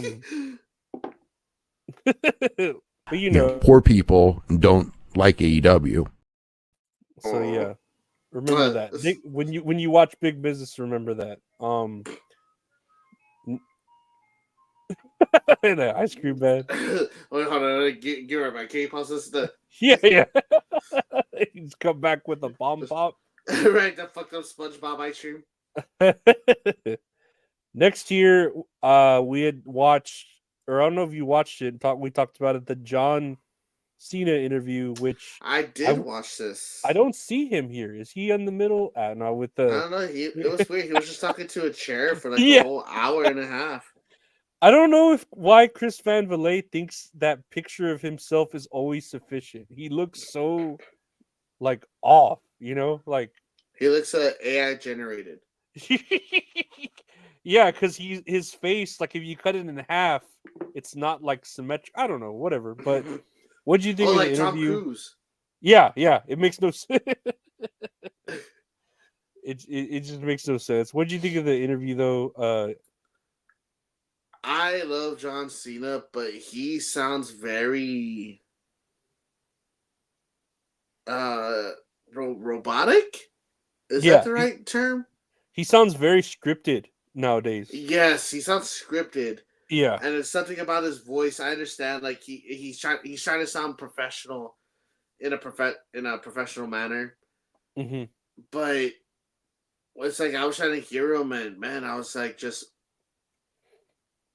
like be put to sleep, man. I felt like if he read me a bedtime story, he could like tuck me in because I would probably fall asleep. All I got from this interview, it was just like a long ad for that Ricky Stenicki because he had that big ass like promo thing behind it. So I feel like it was just Oh promoting yeah, I that. forgot about that. I Yeah. took it down a couple notes. Really, it wasn't really anything too crazy. No, not really. Like It wasn't anything really revealing. It was a decent interview of like motivation or something like that. yeah, You know, it was yeah, motivational. that that fans are patient. They love long term payoff. Those were two quotes I got. Hmm. He talked about turning like his plans on turning heel, but it was after like he I think after he lost to The Rock at WrestleMania 28 that they were gonna make plans on turning him heel, and he said himself that he was gonna do new music, new ring gear, a new move set. He didn't want to have any merch. Uh, yeah, he didn't want to have any merch, so like no fans bought merch or anything. And he had did a bit like like he's just gonna stop doing like Make a Wish Foundation, to like really go with it. Yeah, yeah. But then that's where they drew the line, like no, like like we can't have that. So they ended up just like scrapping it all completely together. And he said that he was gonna have a new entrance theme where it's like it was like going around a lot everywhere, but I don't know how true that was. I mean, Uh, you were more, I'm sure, a fan during the Cena era because I didn't watch wrestling during that. C Uh, Nation, baby. yeah, I know. You would tell me that story about going to an event, and I don't know if what did you say? Someone saw your Cena shirt, or someone saw Cena shirt. They're like, "Fuck John Cena," or someone just kept Oh saying, no! Oh man, like, just you're giving me Vietnam flashbacks right now. did you say that you that someone just kept following you, just saying like, "Fuck No, John it Cena." was it wasn't me. Thank God. Yeah. Uh, it was the Royal Rumble 2017 because it was here in San Antonio at the Alamo Dome, and I think it was to my friend Paul because my brother and I we got dropped off separately. We got dropped off separately, and then like our other friends they went with each other because they carpool together. And my friend Efren, I think it was Efren, he told me that they're waiting in line together, and then like this just like a fucking 30-year-old, 35-year-old dude, beard gut and all, that's like talking to my friend Paul, telling him how much John Cena sucks because my friend Paul was wearing a John Cena shirt, Hmm. and he kept on going to John Cena sucks. John Cena sucks. And then he'll look at my friend, he's like, nah, man, I'm just kidding. I'm just kidding. And he'll turn around and like he just turn back around like John Cena sucks. Oh my god, that would have been so annoying. They were in line for I don't know how long they were in line for, but the whole time they were waiting there, And how like old were with y'all? 2017, 22. And the 35-year-old dude just talking shit. Yeah, just this dude is talking shit about John Cena. I want to say it was 2017. Yeah, I was 22 probably. I'm over here having a midlife crisis. I don't No, know. I remember you telling me that. It's just like, dude, I'm just a fan. Like, why are you Yeah, like bro, leave me the fuck alone. It's like And then to be all my stuck friends in can probably line, kick your ass right now. stuck in line with that, so you're just hearing that the whole time. It's like, dude, okay, I get it. Like, Oh man, I had that same show. I had an experience with the fan because my brother and I. It was my brother, no me, my brother Richard, and then some other guy on the other side of Richard. and like they were talking whatever, and then I would like kind of join in on the conversation that I would watch, and then this dude was talking about how LeBron used to be part of the Spurs, like LeBron What? James. Yeah, obviously everyone knows like that's never happened, right? No, that's And not then true at all. so I was looking, I was like, what? He's like, yeah, bro, you didn't know? I was like, I knew he was fucking around. I was like, my guy, that's never happened. And then he was like, yeah, like he was part of the Spurs. And I was like, okay, whatever. He's like, are you from San Antonio? And I'm like, yeah. He's all, man, bro, you call yourself a Spurs fan? And then I was just there thinking like motherfucker, I will don't tempt me right now. So I just kind of like ignored him.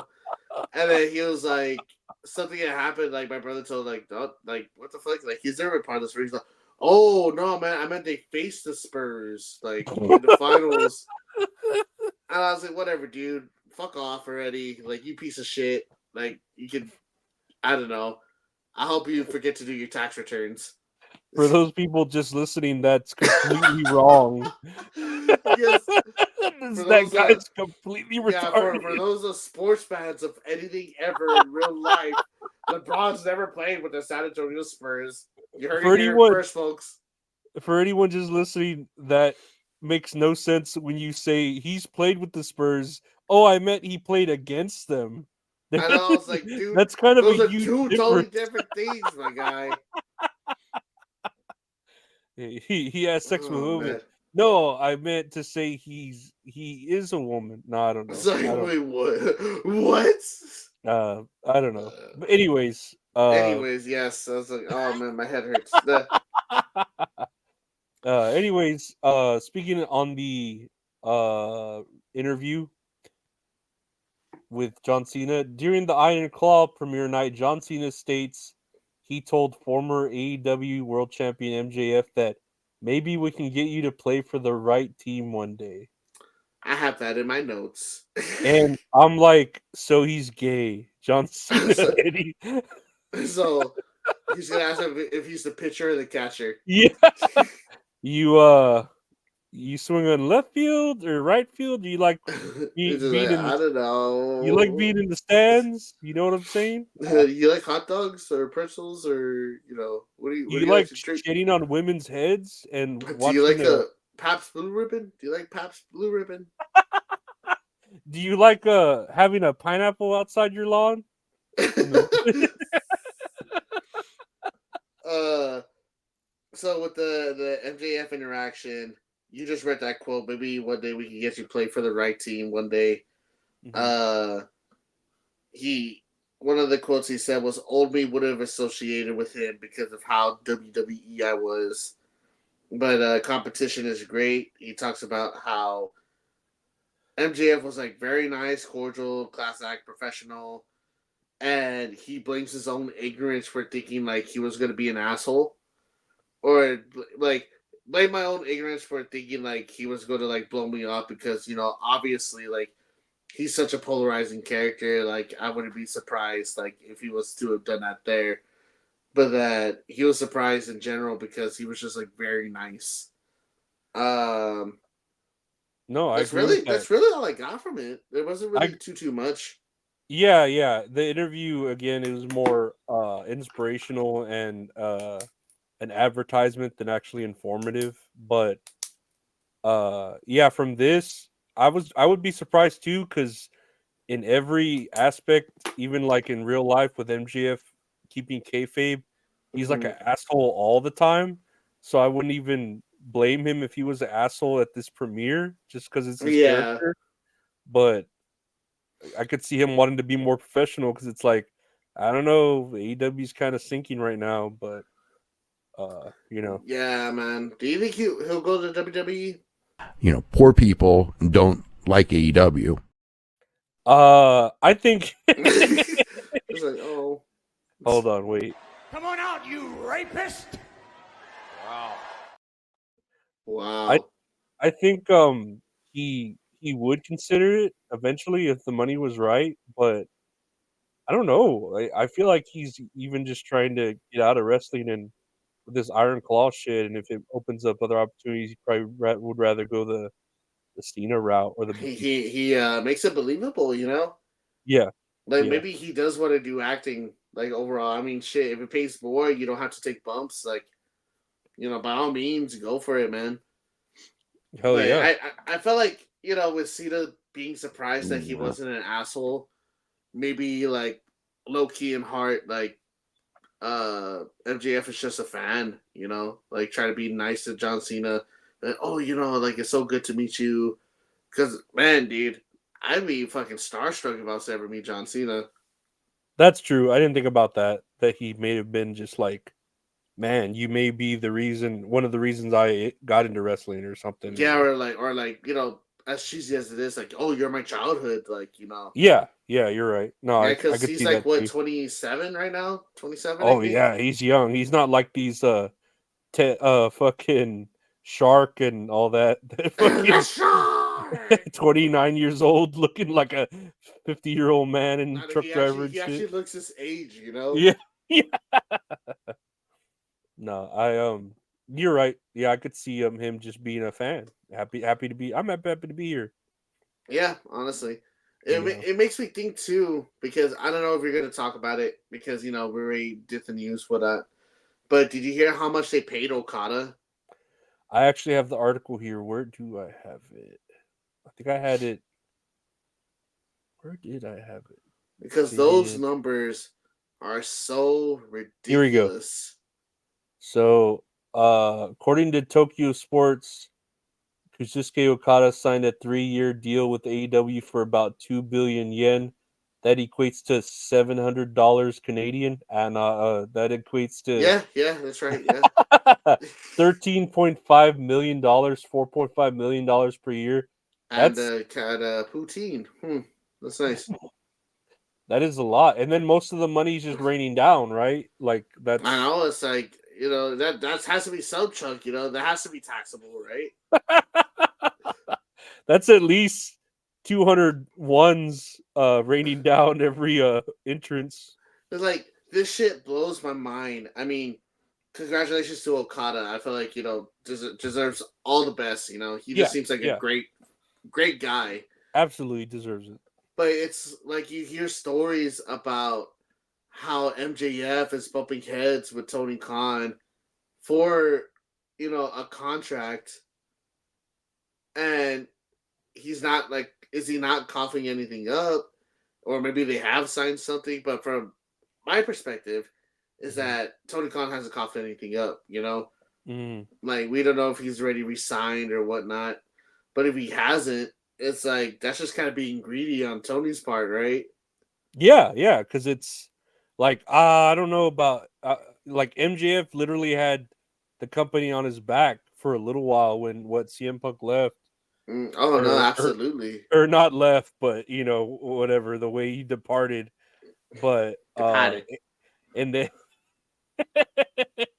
but then to be like, I mean, we could talk about giving you more money, and it's like, dude, but you're giving away money to these other talents that yeah, they're names, but like they're not home built, you Mm-hmm. know, uh and people would come literally to see MJF. Like he was a marquee name. He still is. Hell yeah, absolutely. And it's crazy, dude, because like you hear like WWE superstars, as cheesy as that sounds, like with their contracts, I think only like the top wrestlers are like millions of dollars. You know what I mean? Like per year. So I think, excuse me. Oh shit. I think like with Roman Reigns, this is all just speculation because I saw this video they released some time ago. It was like, oh, who was the top wrestlers, paid wrestlers of like 20, I don't know, 19 or some shit like Mhm. that. And they talked about like John Cena, he had like a $3 million contract per year, or Brock Lesnar, you know, like he only wrestled so many times a year, but his was like $10 million a year. God And damn. yeah, and then you know, like for Seth Rollins to be like the face, I think he was only making like 750,000. Again, all speculations, but I don't think it was past $1 million like per year. Yeah. Obviously, they make a lot of money because of like the merchandise they sell. You know, where they're placed on the card, shit like that. Mm-hmm. But $13.5 million per fucking year. Well, no, it's 4.5 Oh, million per year. seven 700 yen per year, right? Or 700 Canadian dollars, right? That's what we Yeah, said. $13.5 million for the 3 years.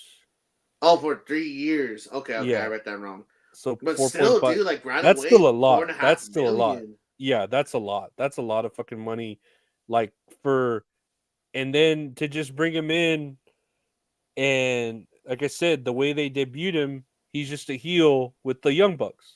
Like, dude, you should have him already at the main event spot, headlining shit, because that's where he should be, It really should.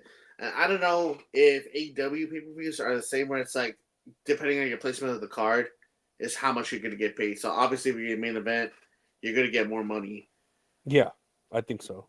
But Especially because they're still original, or they're still pay-per-view buys. Like, it's still like $50, $50, whatever. and then not only that, it's fuck. I don't want the Young Bucks to be in the main event scene. Let Okada do his own thing, man. Like, Yeah, no, he should be just against who's the champ? Samoa Joe. He should already be up there. absolutely. And Yeah. I just feel like they're going to do this one-off match between him and Kenny Omega eventually, right? Hmm. That's why I feel like it's gonna happen when Kenny Omega comes back, whenever he does decide to fucking come back. Not saying like, oh, he needs to come back now, but more like, let him rest. But we just don't know how long it's gonna take for him to come back. Yeah. I don't know, and I mean, it's cool. Like, I know if I could fucking get a contract with AEW, I'd sign it. I wouldn't give a fuck if I was anywhere on the card if I was making that money. And Uh-huh. maybe he just wants, a badass payday for 3 years. That's he's young. That's not really a lot of Uh-huh. time. And it just makes me sad because they show the video like when he debuted, whatever, and he's looking at like half an arena. Speaking of that, Oh shit. look at that, dude. Can you imagine he's looking at the hard cam area and there's like one dude over there just Hey, it's still real to me, damn it. hey Okada, Hey. you I know suck. that, like you see, just like with WWE, like their arenas are packed. Dude, yeah, yeah, maybe in the cheap seats at the very top you may see a little bit of whatever, but like That's still a packed house. on all sides it's like packed on every side. And Man. it is sad when you see the debut of one of the top wrestlers, not even just Japanese or whatever, and Uh-huh. you're paying him 4.5 million a year. I don't know how much that equates to per show, but I'm pretty sure it's quite a lot. And this is what you Save. That's like this is what you come up to. it's like I don't blame him, but it's just like fuck, man. I just want more for him. Yeah, Like as and far as like the publicity, no, he deserves more. And also, I'm glad at least Sting's retirement was packed, because that one they actually showed the whole arena, and it was packed, but it's because it was Sting's last match, Yeah, that was yeah. advertised. But Poor people don't like AEW. so that's just the way things are. What else did I have here? Where was I gonna go with that? Oh, speaking of podcasts, did you see that Mercedes Monet podcast? No, I did not actually.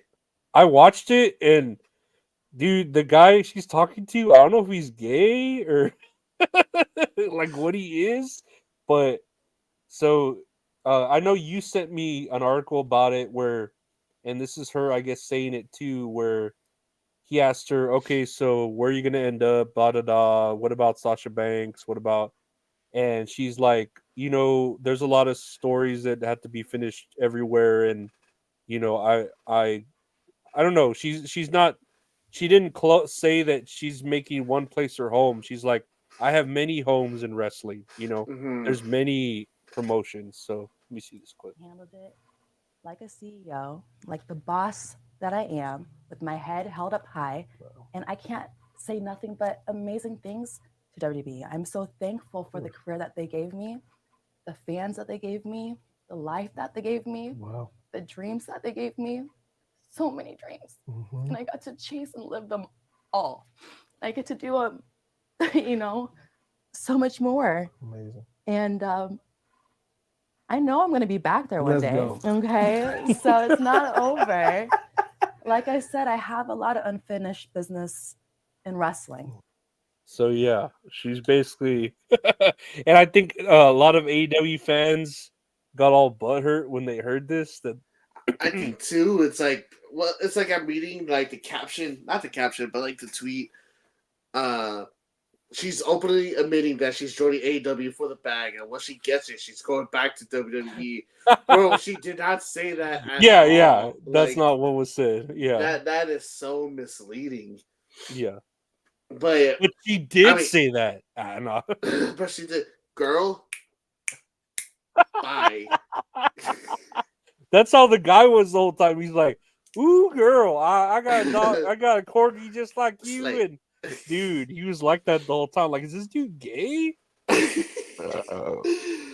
Oh man, that title is so misleading. That Yeah. tweet is so misleading.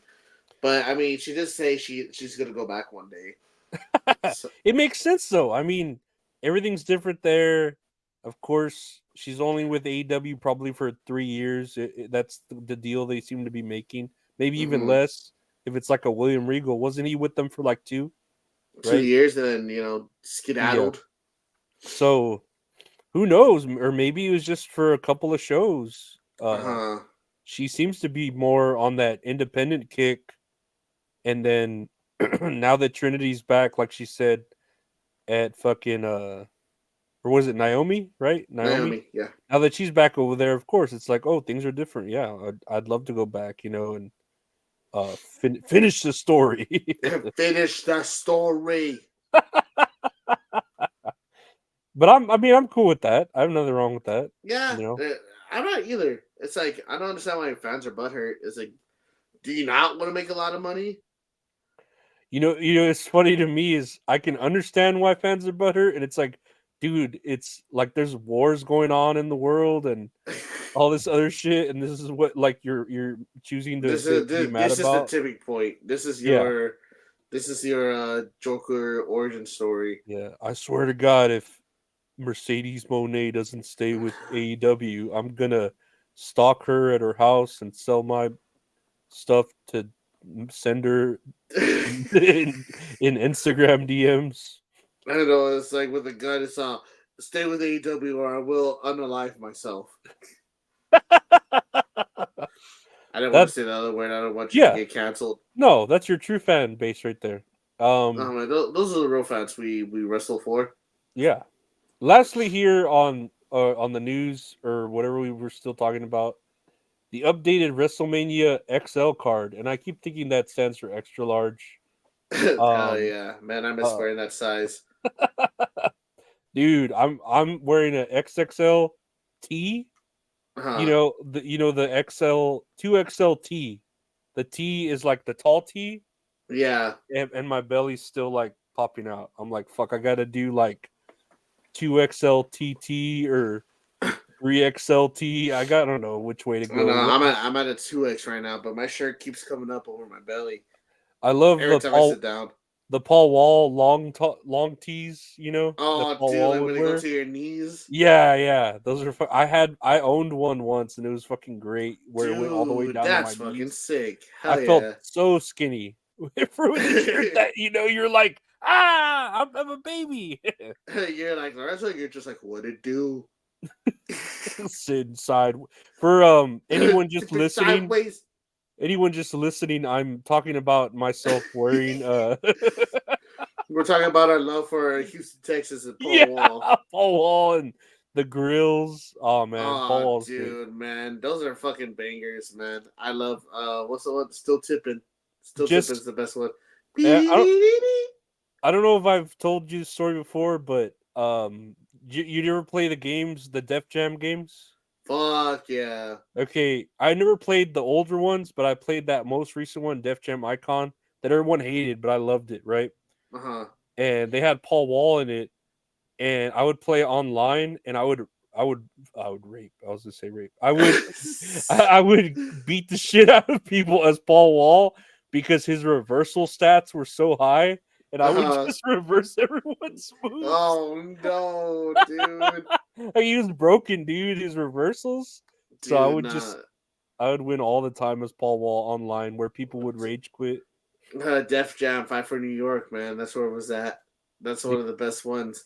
I think it was Redman. You know how they say like quotes before the match starts? Uh huh. I don't know if Icon was like that, but I know it was like that for Def Jam Fight for New York. And I think it was Redman. He goes, I'm gonna rip your tongue out and I'm lick my ass with it. I'm just like, how's that an insult, dude? Like, one, that's like attempted murder, and two, that's like some sexual sort of thing, like And I was like, bro, now you're just giving hints you like your ass eaten. Like yeah, by men or whoever by you. gay ones.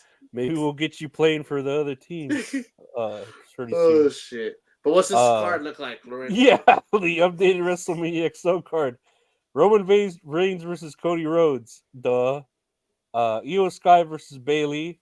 Duh. Even though we still don't know where it's at on the card. Oh man. Rhea Ripley versus Becky Lynch. Duh. Seth Rollins versus Drew McIntyre. Duh. The Rock and Roman Reigns versus Rollins and Rhodes. Duh. Did I hear too that they were adding like a Gunther match? At least. Yes, I think But I have it on my notes. where I saw whoever like source it was, it just said TBD, and I was like, "That's not Chad Yeah. Gable." And I don't know. So they're doing a gauntlet match to determine the new challenger for Gunther. So Okay. I think that's the one. It's like Chad Gable, Ricochet, Sami Zayn, Bronson Reed, and oh man, there's someone else in there. I know there's someone else in there. I apologize. Yeah, but they're gonna do a match to determine who's gonna be to face Gunther at WrestleMania. It's not like Kevin Owens or what's the dude's name? No My Capone? God, AJ Styles? No. So what I'm thinking is they're gonna do AJ Styles versus LA Knight. Okay, that makes sense because of him going all the way to Australia just to hit I him with know, a chair. player hater of the year right there, man, along with Drew McIntyre. Yeah. And I think they're gonna do something with Logan Paul, Kevin Owens, and Randy Orton. Okay. Which the stuff happening there, it's kind of been pretty interesting, KSI, props to him. He took an RKO, sold it very well. That's really all I have because the other one I put that they announced that Rollins and McIntyre was set to co-main event for night 2. And dude, that word co-main event, that's just like the nice way of saying you're second to last. Like, that's not a main event if it's a co. You know what I mean? Well, like what? So I don't know. Like, so co-main event just doesn't exist then, because main event is actually the last card. Yeah, It's the yeah. last match on the card. It'd be like I could see co-main event if they were on at the same time, like together. Yeah. Like, but when you say like, oh, this concert, they're co-headliners, and it's like, okay, They're no, both playing one at the same person, time. yeah, no, one person is there, like everyone's there to see that other person. Like, co-headliners doesn't sound right, and it sounds like that's the way they're gonna do the Io Sky versus Bailey, which even Mercedes Moné was saying like she should be headlining WrestleMania, and I agree. Absolutely, dude. I agree, Absolutely. especially with 2 nights. Like, come the fuck on. Like, give them one of those nights. You know Yeah. what I mean? Dude. I think. So let me ask you this: how do you feel about The Rock and Roman Reigns and Rollins and Cody Rhodes tag match being added on? That's cool. I just think it should be on first. It shouldn't. I understand why they want it to be like a main event of. I understand, but that's not fair to either to Bailey because she won the fucking Royal Rumble, and that should already have you headline WrestleMania. You know what I mean? Or main event. Like my friend Paul and I were discussing about it last night. And because he asked me the same thing, and I was like, honestly, like the way they're hyping it up, like, fuck, I'm excited. I am excited for this match. Don't get me wrong, but like you said, it takes away from Bailey and Io, yeah, or it takes away from other potential matches that they will have on the card. But I mean, it's easier because there's two separate nights instead of being 1 7-hour show. But it's like you said, I feel like they might end up putting this match as the main event of night one. yeah. Which is the one thing I do not want. Because like you said, Bailey won the Royal Rumble, she won her main event spot, she should have the main event of night one. And then Cody Rhodes won the Royal Rumble, he should have the main event of night two. Like, just like common sense. And I see people online saying, oh, well, it's never been like that. The Royal Rumble winners, like, never really made events like they used to, blah, blah, blah. And I'm just like, bro, like, times are changing. Like, it's fine. They did that for the past, 3 WrestleManias, I think? Mm-hmm. Because I'm going to say, well, Cody won this one. Cody won the other one last year. And the year before, which was 2022, Brock Lesnar won. So, that they all main evented. Yeah. I remember where 37 was at. 37, was that the one in WrestleMania 37?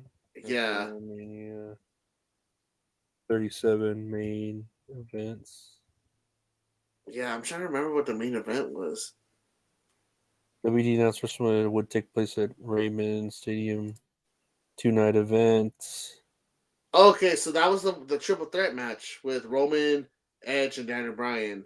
Yeah, and Edge won that one too.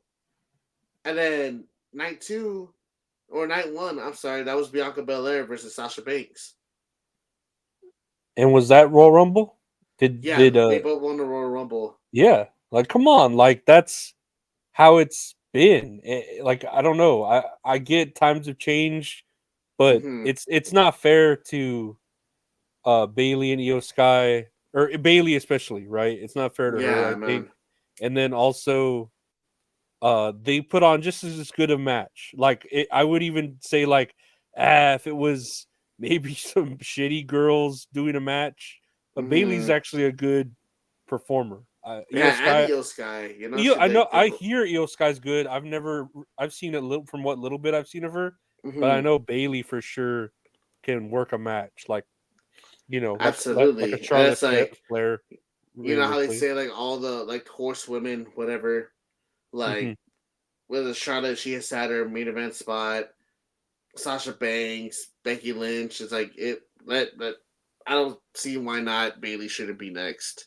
No. Yeah, she should totally have her spot for that first card. Yeah, I don't think it's fair, especially like I said. Then there's 2 nights. Like there's 2 nights, and you're still not gonna have the women main event one of them. Yeah, and it's what 1, 2, 3, 4, 5 matches they only have announced so far. Yeah, and it's like that's totally doable. Like I just have more matches on there. I feel like you're gonna do the Gunther match, the Intercontinental Championship. I feel like you're gonna do something with Logan Paul. I feel like you're doing with AJ Styles and LA Knight. And from the way they're booking it, it's probably gonna be Jey Uso versus Jimmy Uso. Too. And so that's another 4. That's already 9 matches. Like, yeah. And the way I think to be fair, it should be the main eventers being the Royal Rumble winner matches, and then the other champion, like the Elimination Chamber matches, being the second to last matches. Yeah. I think that's fair. Like, and I would watch it. Like, I don't see it being anything like they should put The Rock, Roman Reigns, Seth Rollins, Cody Rhodes to open up the first night. Like, you know what I mean? So everyone tunes in that first night or buys it or knows like, man, I gotta like watch it right now and see it. And then to give everyone time to rest, because everyone's got to fucking, except The Rock, everyone's got to wrestle again. Dude, but I bet you anything they're gonna get hella good paychecks though. Oh yeah. That TKO money that I know, man. I'm excited though for this WrestleMania in general. Poor people don't like AEW. No, yeah, it sounds good. I just hope they don't like screw Bailey over or whatever. That's the only thing, Yeah, and I feel like if everything was to have went okay, like with nobody getting injured, I feel like it would have been harder for Bailey and Io Sky for sure to main event.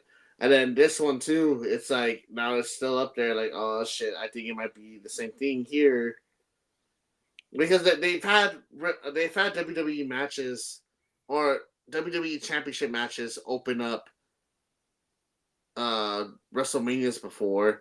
Yeah, and that's supposed to be a big fucking match. It's like they should just do it here with this tag match. yeah, and like I said, to have them rest too, like, like shit, I don't know. What do we know? We'll see what happens. Hopefully the women don't get knocked down. WrestleMania is going to be breathtaking, smashing, amazing, astounding, marvelous, astonishing, phenomenal, breathtaking, smashing, superb, fabulous, fantastic, tremendous, wondrous, monumental, mind-blowing, terrific. All right. I'm like, oh, no. Wait, terrific? No. Hell yeah. Okay, that was today's episode. Nah, we got botches and all of this stuff here. Where am I? I'm trying to make sure where I'm at. Because I know I showed you that. Oh, wait. Okay, here's something. Oh, shit. Yeah. This kick. Oh, my God. Hazuki kicks Natsupi into hell. Oh, my God. Man, those women, dude, they hit just as hard as fucking men. I swear to God. I remember what type of wrestling is called. It's like Joshi wrestling, like just women wrestling, something like that. I'm into that. Dude, give me that. They beat the fucking shit out of each other. Give me that Joshi on my back, so my back will pop and the Inuyasha hell. Put some Inuyasha dog ears on me and put some peanut butter in my mouth. I don't know. Put it on your nose. You gotta lick it off your nose. I'm gonna rip your tongue out and lick my ass with it. Okay, what? Oh, let me see. Oh, this is something I wanted to show you. The engineering challenge they're facing to even test this viral video is as tough as it gets. A ballistic ballet of perfectly choreographed explosive ingredients.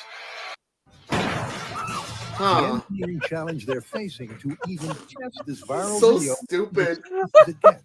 A ballistic ballet of perfectly choreographed explosive ingredients. I think it's all placed nicely on a plate too. Are you saying a shrimp fried this rice? Stop that! Damn it! You planned this, Lorenzo. Yeah. Oh my god! I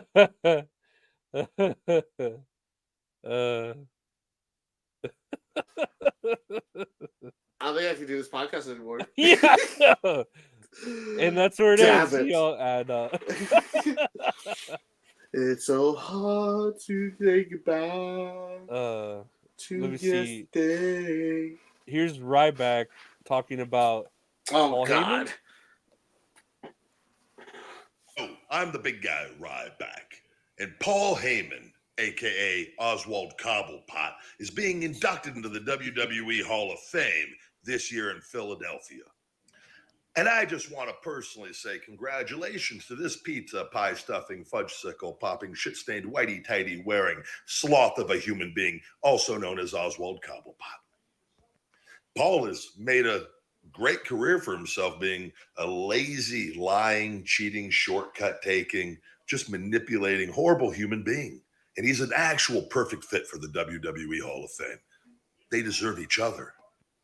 And if you ask me, this whole thing seems very rushed, very last minute. And it just makes you wonder, with everything going on with the WWE and Vince McMahon and the sex trafficking lawsuit with the Brock Lesnar's involvement and Brock Lesnar and Paul Heyman, it just makes you kind of think, doesn't it? It doesn't make Paul me think Heyman. at all. Yeah. I was like, wait, was Paul Heyman like a part of this too? No, he's an advocate, of those people, I guess, but I don't think he's ever really been a part of that. Yeah, I was gonna say, I don't know, my guy. I think we're thinking about two different things here. Yeah, you're stretching it like very, very, very, very much. Did you ever like Ryback? No, and then he blocked me because I talked shit to him on Twitter. Oh fuck yeah, that's cool. Yeah. Because he would always say, someone would talk shit to him, like almost like threatening, and he would say, "Hey, Twitter FBI, this guy's threatening my life." And then I remember one tweet he put was like, "Hey everyone, we need to like get to this person here. They need to watch out before they say something wrong." And I was like, "Ryback, this sounds like you're threatening their life," and he blocked me. What the fuck? I was like, "Wait, you're I'm kind not of saying you're wrong, but it makes you think." Let's see here. Oh, this move from Braun Breaker goes hard. Beautiful One cutter set up by another. Damn. That was pretty badass. That was pretty badass. Set up by another. A fucking what? Belly to back into a cutter. diamond cutter? Like Diamond Jesus cutter. Christ. It's shoulders in, chest out. Nah, Is that DDP yoga? Braun Breaker is a fucking beast, man. Yeah. No, he's badass. I can't wait to see him get even better, right? Shit. Well, honestly, dude, and he's so fucking young too. I think he's only like 25. I think He should look older then, if you had to look at those older. Right? It's like he's already balding on top. Yeah. Shark! I'm a shark! Here's a fan once trying to unmask La Parka, because we have to have a La Parka pick. El Park, me dice, este es el Park. Y un aficionado le jala la máscara, le está jalando la máscara a LA Park. I love that. LA Park, me dice, este es LA Park. It's like, why is he even trying that? Yeah, why would you hey, I'm gonna go poke the tiger in the cage? Like, why the fuck would you try to unmask La Parka? Oh man, people are fucking dumb. Nah, I hate Mexicans. And build the wall. Build the wall. No, I'm a snowflake. I'm a shark. Here's the Toxic Turtles.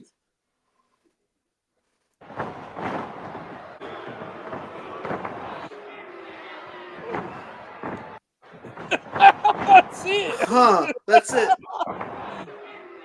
That's it. Yeah. Why is no one popping for this? This is fucking awesome. I'm about to say, if I was a kid, dude, my mind would be so blown. Yeah, if I was a kid back then watching this, I'd be like, the turtles, dude, did you not see this? The red one's Raphael, and the orange one is that's Mikey. That's Michelangelo. Oh man, I had a discussion about cartoon theme songs with Giselle. And I was telling her the Ninja Turtles theme song, but the one from 2003 goes fucking hard. And and then like I just started going off about like Ninja Turtles. She's like, are they all different or are they all the same? And I was like, oh no, dude, they're all different. Their color. I was like, the purple one, that one's Donatello, and he's the smart one.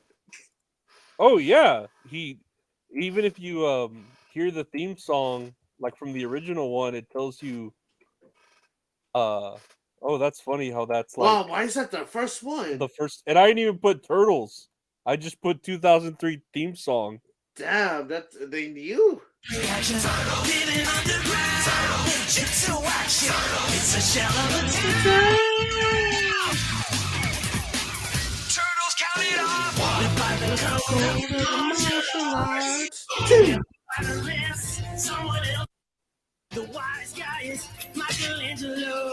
Oh, I never heard the whole song. Wow.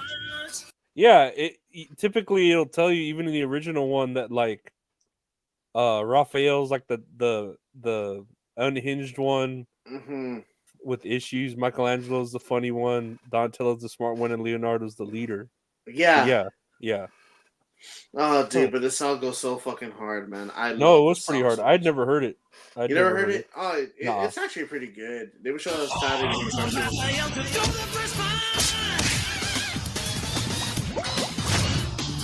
No.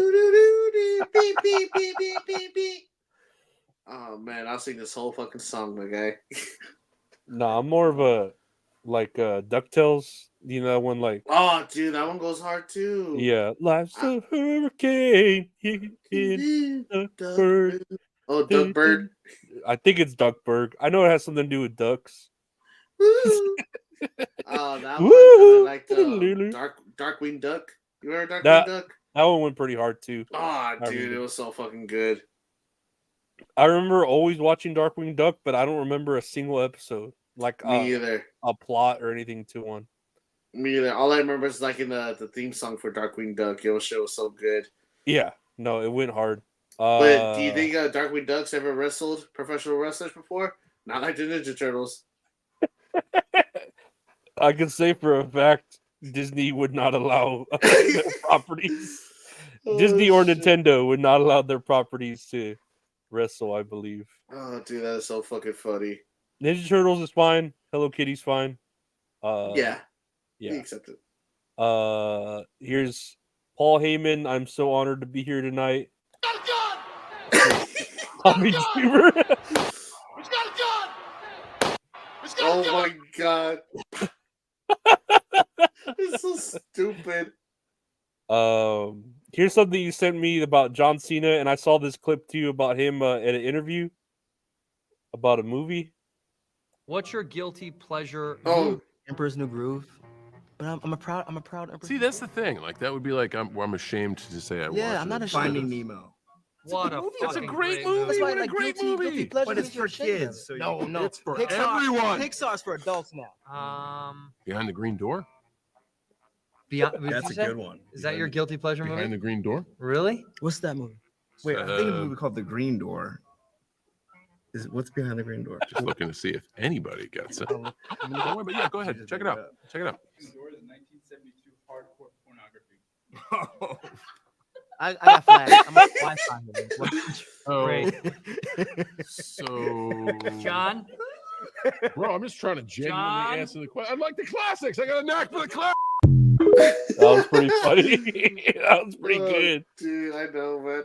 I was like, behind the green door. Why does that sound familiar? I was like, I would never gotten that. Me too. I would have never gotten it. And then he's just Googling it nonchalantly, like, oh, it's a hardcore pornography from the 70s.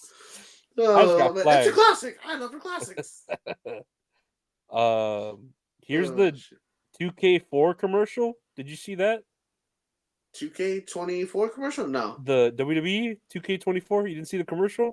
I don't think I have. Dude, okay, you're about to get blown away. This commercial. Oh shit! Here we go. Hey, what are you waiting for? Get out there!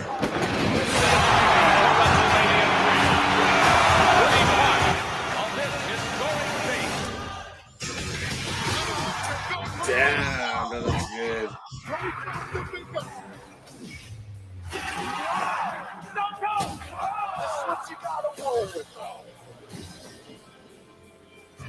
Damn, that looks badass. Yeah.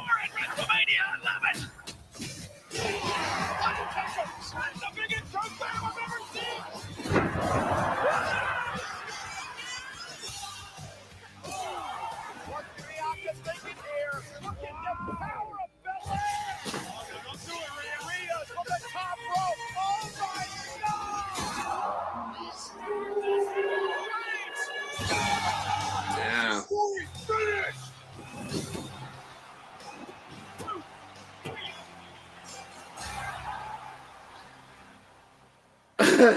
That's cool. Dude's a nightmare. And that is why they call me the Game. I'll show him a nightmare. Let me at him. Dude, that is fucking badass. Yeah, that was really fucking cool.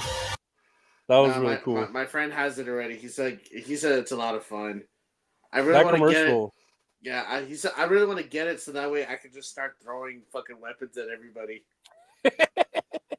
I think I saw a clip of like, I don't know if it was real, but it was like showing the in-game like cutscenes of Charlotte Flair.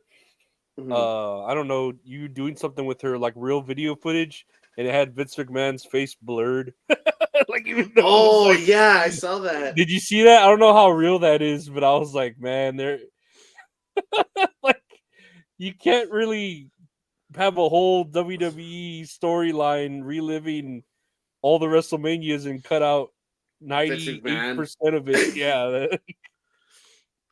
Dude, I don't know. Maybe on my next check I might get it. I'm not too sure.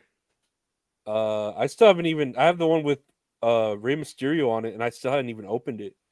I think that's like 2K23. 22, I think. Shit. Yeah, I think the last one. Who was on the last one? I want to say it was John Cena. Probably. I think it was John Cena, but not dude. They're pretty fucking good. Those games are good. Now they're good. Yeah, they've gotten good now. Mm-hmm. Now this is 5 stars.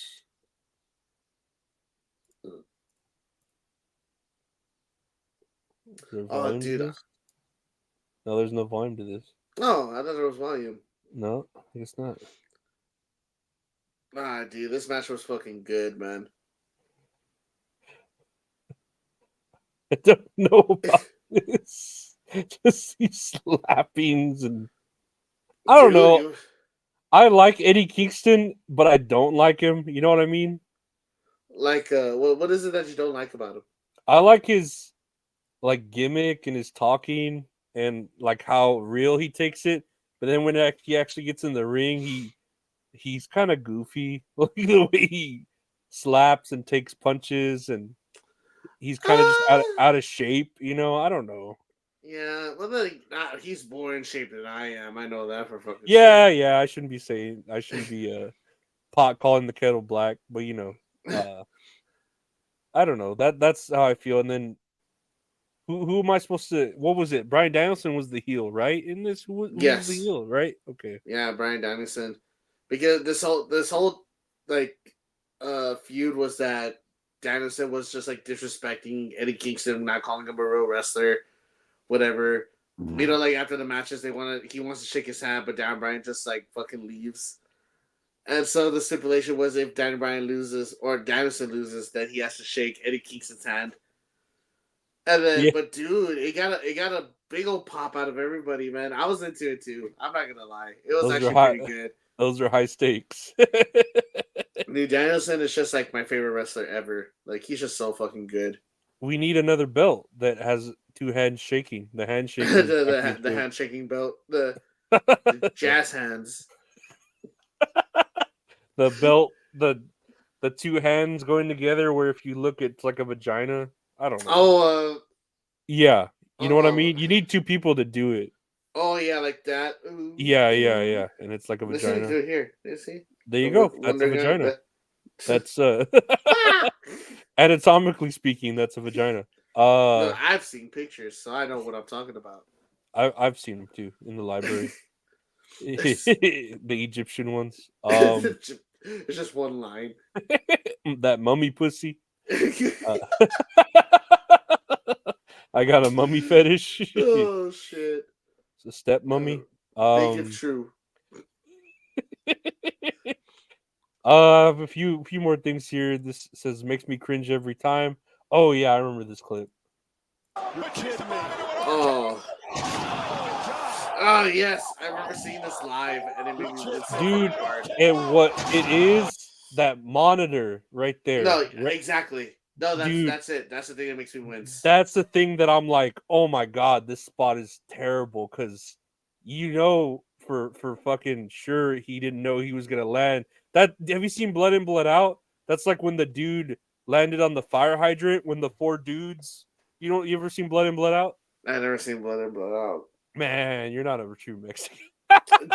Everyone tells me the same thing.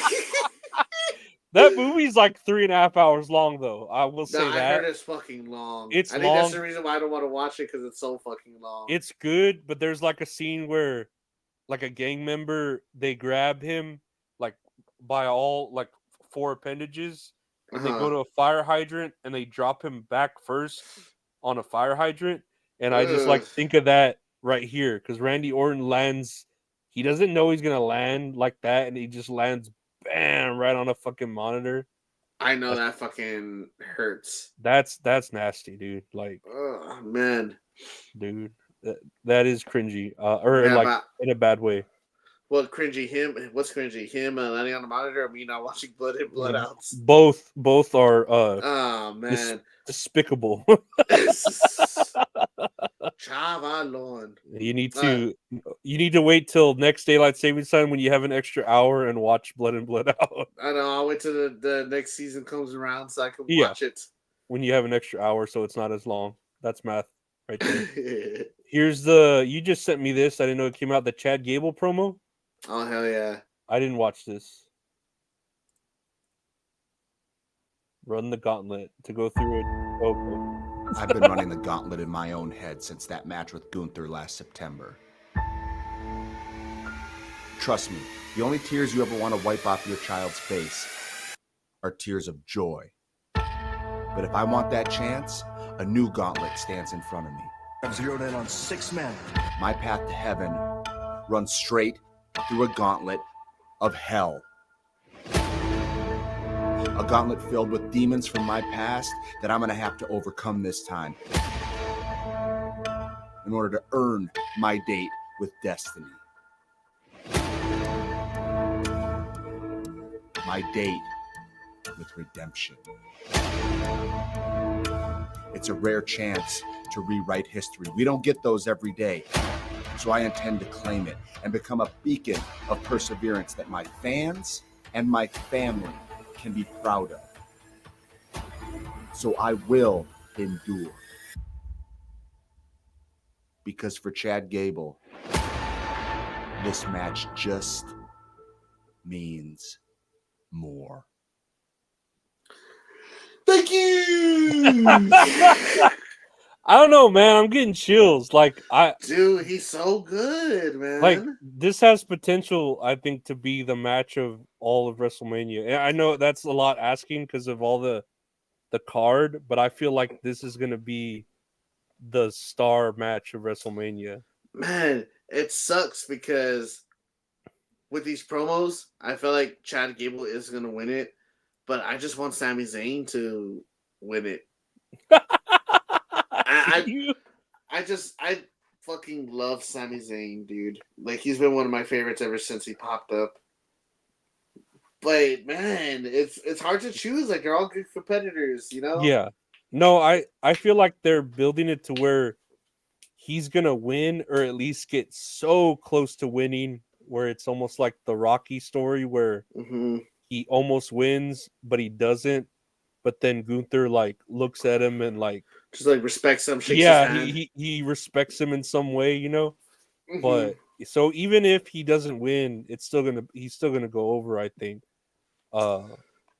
But yeah, I feel like too, if they do have him win, it means Gunther can go up to like the higher belt, you know, like after he go after Seth Rollins, McIntyre, Cody Rhodes, like I don't know, CM Punk once CM Punk's back. So it's good, man. It's good. Yeah, no, this I'm hyped for. Especially this is how you tell a story, you know, like it's good. I think once if he does win the Intercontinental Championship, I'm gonna like cry.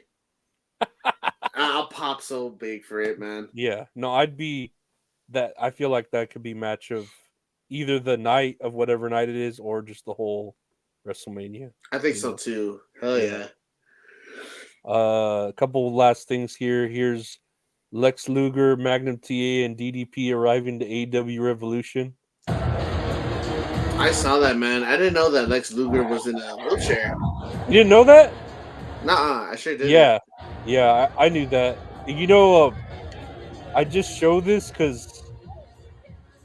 Hold on, that music, and then where's DDP right there? Uh-huh. And it just like. I mean, I shouldn't be. I always laugh at shit like that, but you have the other two dudes like in wheelchairs. And here's DDP, like fucking doing backflips and shit, doing jazz hands. Because of yoga, you know. Yes. But no, I had known that about Lex Luger because he had gotten hurt or something, or had like some sort of disorder with his spine, and the doctors told him like, oh yeah, this is something everyone recovers from, except like 1 or 2 out of 100 people. But he happened to be he was the 1 or 2 out of 100 people that didn't recover from it. So that's why he's all fucked up now. And like I said, I think he deserves it because of the whole Miss Elizabeth thing and him kind of having a part in Miss Elizabeth's passing. Really? Yeah. He made the 911 call when she's not waking up. I think she had too many pills, but they were just all getting fucked up on drugs or something when she overdosed. What the hell? Mm-hmm. Damn, is that on the Dark Side of the Ring? I'd have to look. I think so. Well, I want to say there is between Macho Man and Miss Elizabeth. Yeah, but yeah, Lex Luger was like the one who made that 911 call, and he's like, "Yeah, I can't get her. She's not, waking up or whatever." And he kind of stole her away from Macho Man, and I'm like, "Yeah, you kind of get what you deserve." Damn, no, I didn't know that at all. Oh my goodness. That's my opinion. Just an advocate. Yeah. Lastly here, this is me after I told my coworker, "Damn, that's crazy," for the 3rd time, and they're still talking. Fuck your story. So true.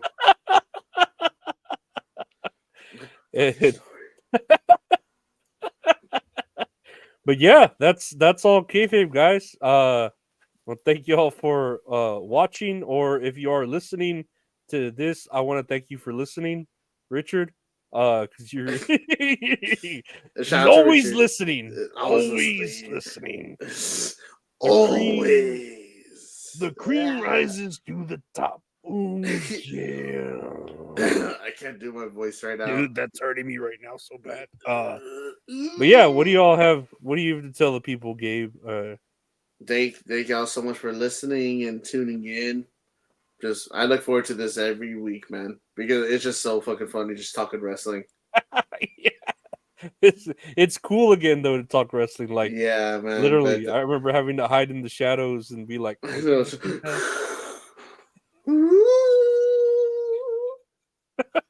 oh man! But thank you guys for giving us a listen and sharing us and all that fun stuff. Yeah, no, thank everyone for tuning in. Poor people don't like AEW. If you're poor or rich, we don't care. We will have you here. And yeah, thank y'all for listening from me and Gabe. And we'll see you next week. Take care, guys. Bye, guys.